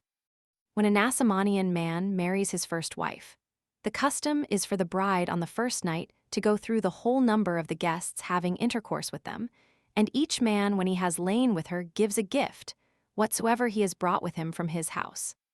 The forms of oath and of divination which they use are as follows. They swear by the men among themselves who are reported to have been the most righteous and brave, by these, I say, laying hands upon their tombs, and they divine by visiting the sepulchral mounds of their ancestors and lying down to sleep upon them after having prayed. And whatsoever thing the man sees in his dream, this he accepts. They practice also the exchange of pledges in the following manner, that is to say, one gives the other to drink from his hand, and drinks himself from the hand of the other. And if they have no liquid, they take of the dust from the ground and lick it. 173. Adjoining the Nasamonians is the country of the Siloi. These have perished utterly in the following manner. The south wind blowing upon them dried up all their cisterns of water, and their land was waterless, lying all within the Sietes. They then, having taken a resolve by common consent, marched in arms against the south wind. I report that which is reported by the Libyans. And when they had arrived at the sandy tract, the south wind blew and buried them in the sand. These then having utterly perished, the Nasamonians from that time forward possessed their land. 174. Above these towards the south wind in the region of wild beasts dwell the Garamantians, 157 who fly from every man and avoid the company of all. And they neither possess any weapon of war, nor know how to defend themselves against enemies. 175. These dwell above the Nasamonians, and next to the Nasamonians along the sea coast towards the west come the Machi, who shave their hair so as to leave tufts, letting the middle of their hair grow long, but round this on all sides shaving it close to the skin, and for fighting they carry shields made of ostrich skins. Through their land the river Knips runs out into the sea, flowing from a hill called the Hill of the Charites. This Hill of the Charites is overgrown thickly with wood, while the rest of Libya, which has been spoken of before, is bare of trees, and the distance from the sea to this hill is 200 furlongs. 176. Next to these Machi are the Jindanes, whose women wear each of them a number of anklets made of the skins of animals, for the following reason, as it is said. For every man who has commerce with her, she binds on an anklet, and the woman who has most is esteemed the best, since she has been loved by the greatest number of men. 177. In a peninsula, which stands out into the sea from the land of these Jindanes dwell the Lotophagi, who live by eating the fruit of the lotos only. Now the fruit of the lotos is in size like that of the mastich tree, and in flavor 158 it resembles that of the date palm. Of this fruit the Lotophagi even make for themselves wine. 178. Next after the Lotophagi along the sea coast are the Machlians, who also make use of the lotos, but less than those above mentioned. These extend to a great river named the river Triton, and this runs out into a great lake called Tritonus, in which there is an island named Phla. About this island, they say there was an oracle given to the Lacedaemonians that they should make a settlement in it. 179. The following, moreover, is also told, namely that Jason, when the Argo had been completed by him under Mount Pelion, put into it a hecatomb, and with it also 159 a tripod of bronze, and sailed round Peloponnese, desiring to come to Delphi. And when in sailing he got near Malea, a north wind seized his ship and carried it off to Libya, and before he caught sight of land, he had come to be in the shoals of the lake Tritonus. Then, as he was at a loss how he should bring his ship forth, the story goes that Triton appeared to him and bade Jason give him the tripod, saying that he would show them the right course and let them go away without hurt. And when Jason consented to it, then Triton showed them the passage out between the shoals and set the tripod in his own temple. After having first uttered a prophecy over the tripod 160, and having declared to Jason and his company the whole matter, namely that whensoever one of the descendants of those who sailed with him in the Argo should carry away this tripod, then it was determined by fate that 100 cities of Hellenes should be established about the lake Tritonus. Having heard this, the native Libyans concealed the tripod. 180. Next to these Machlians are the Ossians. These and the Machlians dwell round the lake Tritonus, and the river Triton is the boundary between them. And while the Machlians grow their hair long at the back of the head, the Ossians do so in front. At a yearly festival of Athene, their maidens take their stand in two parties and fight against one another with stones and staves. And they say that in doing so they are fulfilling the rites handed down by their fathers for the divinity who was sprung from that land, whom we call Athene. And those of the maidens who die of the wounds received they call false maidens. But before they let them begin the fight they do this. All join together and equip the maiden who is judged to be the fairest on each occasion, with a Corinthian helmet and with full Hellenic armor, and then causing her to go up into a chariot, they conduct her round the lake. Now I cannot tell with what they equipped the maidens in old time, before the Hellenes were settled near them. But I suppose that they used to be equipped with Egyptian armor, for it is from Egypt that both the shield and the helmet have come to the Hellenes, as I affirm. They say, moreover, that Athene is the daughter of Poseidon and of the lake Tritonus, and that she had some cause of complaint against her father, and therefore gave herself to Zeus, and Zeus made her his own daughter. Such is the story which these tell, and they have their intercourse with women in common, not marrying but having intercourse like cattle. And when the child of any woman has grown big, he is brought before a meeting of the men held within 3 months of that time, 161, and whomsoever of the men the child resembles, his son he is accounted to be. 181. Thus then have been mentioned those nomad Libyans who live along the sea coast. And above these inland is the region of Libya which has wild beasts. And above the wild beast region there stretches a raised belt of sand, extending from Thebes of the Egyptians to the Pillars of Heracles. In this belt at intervals of about 10 days' journey there are fragments of salt in great lumps forming hills, and at the top of each hill there shoots up from the middle of the salt a spring of water cold and sweet. And about the spring dwell men, at the furthest limit towards the desert, and above the wild beast region. First, at a distance of 10 days' journey from Thebes, are the Ammonians, whose temple is derived from that of the Theban Zeus. For the image of Zeus in Thebes also, as I have said before, 162 has the head of a ram. These, as it chances, have also other water of a spring, which in the early morning is warm. At the time when the market fills, 163 cooler. When midday comes, it is quite cold, and then they water their gardens. But as the day declines, it abates from its coldness until at last, when the sun sets, the water is warm, and it continues to increase in heat still more until it reaches midnight, when it boils and throws up bubbles. And when midnight passes, it becomes cooler gradually till dawn of day. This spring is called the Fountain of the Sun. 182. After the Ammonians, as you go on along the belt of sand, at an interval again of 10 days' journey, there is a hill of salt like that of the Ammonians, and a spring of water, with men dwelling about it. And the name of this place is Augilla. To this, the Nasamonians come year by year to gather the fruit of the date palms. 183. From Augilla, at a distance again of 10 days' journey, there is another hill of salt and spring of water and a great number of fruit-bearing date palms, as there are also in the other places. And men dwell here who are called the Garmantians, a very great nation, who carry earth to lay over the salt and then sow crops. From this point is the shortest way to the Lotophag, for from these it is a journey of 30 days to the country of the Garmantians. Among them also are produced the cattle which feed backwards, and they feed backwards for this reason, because they have their horns bent down forwards, and therefore they walk backwards as they feed. For forwards they cannot go, because the horns run into the ground in front of them. But in nothing else do they differ from other cattle, except in this, and in the thickness and firmness to the touch 164 of their hide. These Garamantians of whom I speak hunt the cave-dwelling, 165 Ethiopians with their 4-horse chariots. For the cave-dwelling Ethiopians are the swiftest of foot of all men about whom we hear report made. And the cave-dwellers feed upon serpents and lizards and such creeping things, and they use a language which resembles no other, for in it they squeak just like bats. 184.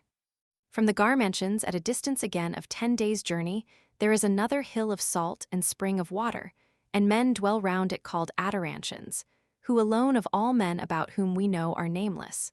For while all taken together have the name Adarantians, each separate man of them has no name given to him. These utter curses against the sun when he is at his height, 166, and moreover revile him with all manner of foul terms, because he oppresses them by his burning heat, both themselves and their land. After this, at a distance of 10 days' journey, there is another hill of salt and spring of water, and men dwell round it. Near this salt hill is a mountain named Atlas, which is small in circuit and rounded on every side, and so exceedingly lofty is it said to be, that it is not possible to see its summits, for clouds never leave them either in the summer or in the winter. This, the natives say, is the pillar of the heaven. After this mountain, these men got their name, for they are called Atlanteans, and it is said that they neither eat anything that has life nor have any dreams. 185. As far as these Atlanteans, I am able to mention in order the names of those who are settled in the belt of sand, but for the parts beyond these I can do so no more. However, the belt extends as far as the pillars of Heracles and also in the parts outside them. And there is a mine of salt in it at a distance of 10 days' journey from the Atlanteans, and men dwelling there. And these all have their houses built of the lumps of salt, since these parts of Libya which we have now reached 167 are without rain. For if it rained, the walls being made of salt would not be able to last, and the salt is dug up there both white and purple in color. 168 above the sand belt, in the parts which are in the direction of the south wind and towards the interior of Libya, the country is uninhabited, without water and without wild beasts, rainless and treeless, and there is no trace of moisture in it. 186. I have said that from Egypt as far as the lake Tritonus Libyans dwell who are nomads, eating flesh and drinking milk, and these do not taste at all of the flesh of cows, for the same reason as the Egyptians also abstain from it, nor do they keep swine. Moreover, the women of the Kyrenians too think it not right to eat cow's flesh, because of the Egyptian Isis, and they even keep fasts and celebrate festivals for her. And the women of Barca, in addition from cow's flesh, do not taste of swine either. 187. Thus it is with these matters. But in the region to the west of Lake Tritonus, the Libyans cease to be nomads, and they do not practice the same customs, nor do to their children anything like that which the nomads are wont to do. For the nomad Libyans, whether all of them I cannot say for certain, but many of them do as follows. When their children are 4 years old, they burn with a greasy piece of sheep's wool the veins in the crowns of their heads, and some of them burn the veins of the temples, so that for all their lives to come the cold humor may not run down from their heads and do them hurt. And for this reason it is, they say, that they are so healthy. For the Libyans are in truth the most healthy of all races concerning which we have knowledge, whether for this reason or not I cannot say for certain, but the most healthy they certainly are. And if, when they burn the children, a convulsion comes on, they have found out a remedy for this, for they pour upon them the water of a he-goat and so save them. I report that which is reported by the Libyans themselves. 188. The following is the manner of sacrifice which the nomads have. They cut off a part of the animal's ear as a first offering and throw it over the house. 169, and having done this, they twist its neck. They sacrifice only to the sun and the moon. That is to say, to these all the Libyans sacrifice, but those who dwell round the lake Tritonus sacrifice most of all to Athene, and next to Triton and Poseidon. 189. It would appear also that the Hellenes made the dress and the aegis of the images of Athene after the model of the Libyan women. For except that the dress of the Libyan women is of leather, and the tassels which hang from their aegis are not formed of serpents, but of leather thongs. In all other respects, Athene is dressed like them. Moreover, the name too declares that the dress of the figures of Pallas has come from Libya, for the Libyan women wear over their other garments bare goat skins, aegias, with tasseled fringes and colored over with red matter. And from the name of these goat skins, the Hellenes formed the name aegis. I think also that in these regions first arose the practice of crying aloud during the performance of sacred rites, for the Libyan women do this very well. 170. The Hellenes learnt from the Libyans also the yoking together of 4 horses. 190. The nomads bury those who died just in the same manner as the Hellenes, except only the Nasamonians. These bury bodies in a sitting posture, taking care at the moment when the man expires to place him sitting and not to let him die lying down on his back. They have dwellings composed of the stems of asphodel entwined with rushes, and so made that they can be carried about. Such are the customs followed by these tribes. 191. On the west of the river Triton, next after the Ossians come Libyans who are tillers of the soil, and whose custom it is to possess fixed habitations, and they are called Maxians. They grow their hair long on the right side of their heads and cut it short upon the left, and smear their bodies over with red ochre. These say that they are of the men who came from Troy.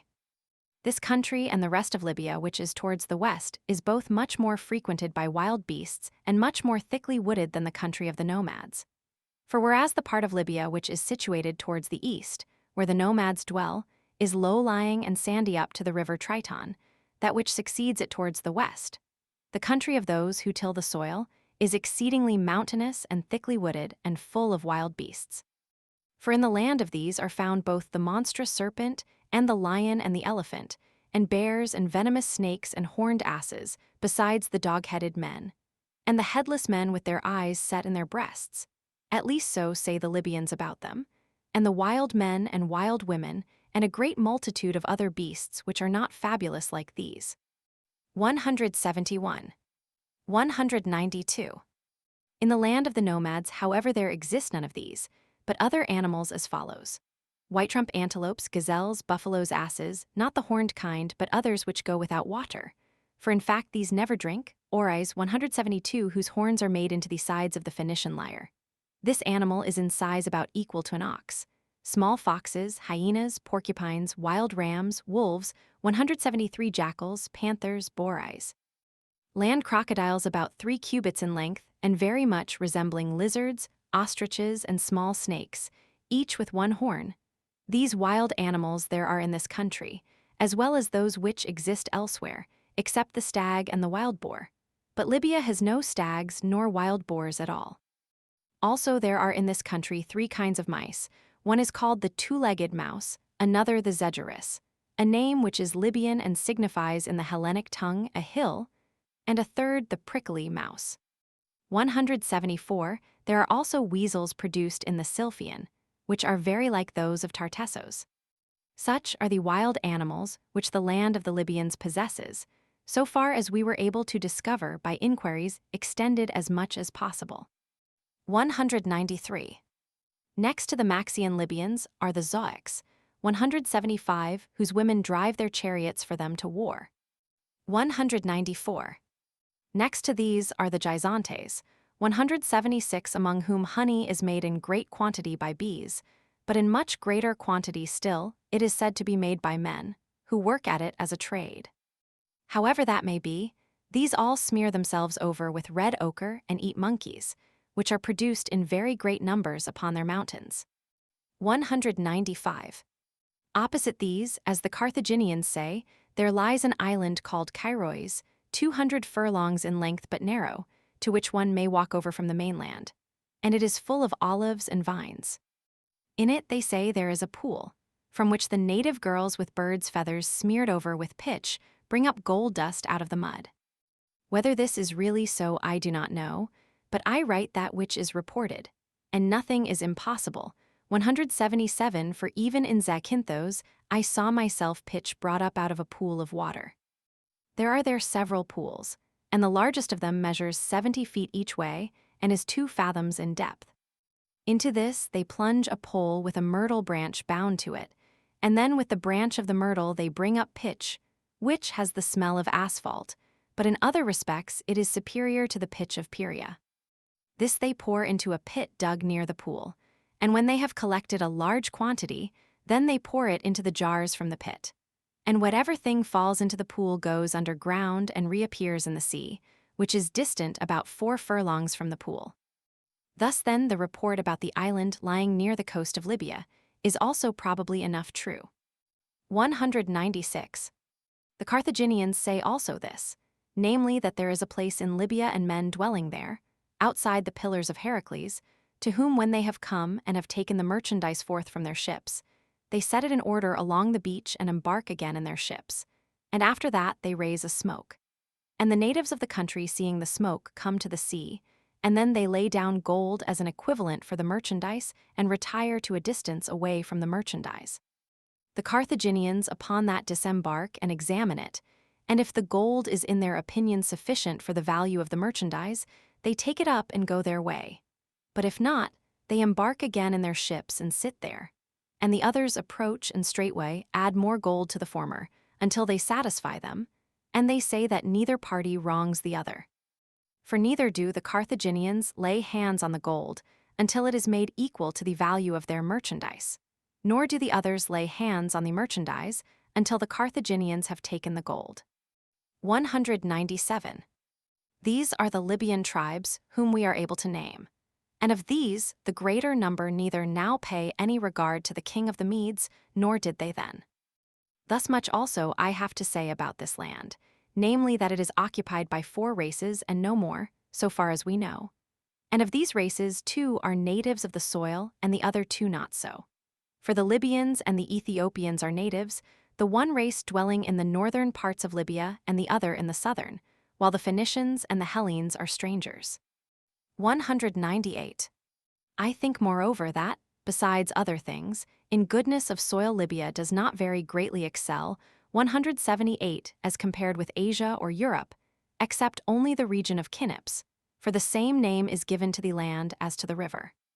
This region is equal to the best of lands in bringing forth the fruit of Demeter, 179, nor does it at all resemble the rest of Libya. For it has black soil and is watered by springs, and neither has it fear of drought nor is it hurt by drinking too abundantly of rain, for rain there is in this part of Libya. Of the produce of the crops, the same measures hold good here as for the Babylonian land. And that is good land also which the Eusporites occupy, for when it bears best it produces 100-fold, but the land in the region of Knips produces sometimes as much as 300-fold. 199. Moreover, the land of Chiron, which is the highest land of the part of Libya which is occupied by nomads, has within its confines 3 seasons of harvest, at which we may marvel. For the parts by the sea coasts first have their fruits ripe for reaping and for gathering the vintage. And when these have been gathered in, the parts which lie above the seaside places, those situated in the middle, which they call the hills, 180 are ripe for the gathering in. And as soon as this middle crop has been gathered in, that in the highest part of the land comes to perfection and is ripe, so that by the time the first crop has been eaten and drunk up, the last is just coming in. Thus the harvest for the Kyrenians lasts 8 months. Let so much as has been said suffice for these things. 200. Now when the Persian helpers of Faratime, 181 having been sent from Egypt by Arians, had arrived at Barca, they laid siege to the city, proposing to the inhabitants that they should give up those who were guilty of the murder of Archesilaus. But as all their people had taken a share in the guilt, they did not accept the proposals. Then they besieged Barca for 9 months, both digging underground passages which led to the wall and making vigorous attacks upon it. Now the passages dug were discovered by a worker of bronze with a shield covered over with bronze, who had thought of a plan as follows. Carrying it round within the wall, he applied it to the ground in the city, and whereas the other places to which he applied it were noiseless, at those places where digging was going on the bronze of the shield gave a sound. And the men of Barca would make a countermine there and slay the Persians who were digging mines. This then was discovered as I have said, and the attacks were repulsed by the men of Barca. 201. Then, as they were suffering hardship for a long time and many were falling on both sides, and especially on that of the Persians, Amasis, the commander of the land army, contrived as follows. Perceiving that the Barcians were not to be conquered by force, but might be conquered by guile, he dug by night a broad trench, and over it he laid timber of no great strength, and brought earth and laid it above on the top of the timber, making it level with the rest of the ground. Then at daybreak he invited the men of Barca to a parley, and they gladly consented, and at last they agreed to make a treaty. And the treaty they made with one another was taken over the hidden trench, namely that so long as this earth should continue to be as it was, so long the oath should remain firm, and that the men of Barca should promise to pay tribute of due amount to the king, and the Persians should do no further violence to the men of Barca. 182. After the oath, the men of Barca, trusting to these engagements, both went forth themselves from their city, and let any who desired it of the enemy pass within their walls, having opened all the gates. But the Persians first broke down the concealed bridge, and then began to run inside the city wall. And the reason why they broke down the bridge which they had made was that they might keep their oaths, since they had sworn to the men of Barca that the oath should remain firm continually for so long time as the earth should remain as it then was. But after that they had broken it down, the oath no longer remained firm. 202. Now the most guilty of the Barcians, when they were delivered to her by the Persians, Pharatime impaled in a ring round about the wall, and she cut off the breasts of their wives, and set the wall round with these also in order. But the rest of the men of Barca she bade the Persians carry off as spoil, except so many of them as were of the house of Bados and not sharers in the guilt of the murder. And to these Pharatime gave the city in charge. 203. So the Persians, having made slaves of the rest of the Barcians, departed to go back. And when they appeared at the gates of the city of Cyrene, the Cyrenians let them go through their town in order to avoid neglect of some oracle. Then, as the army was going through, Batters, the commander of the fleet, urged that they should capture the city, but Amasis, the commander of the land army, would not consent to it. For he said that they had been sent against no other city of the Hellenes except Barca.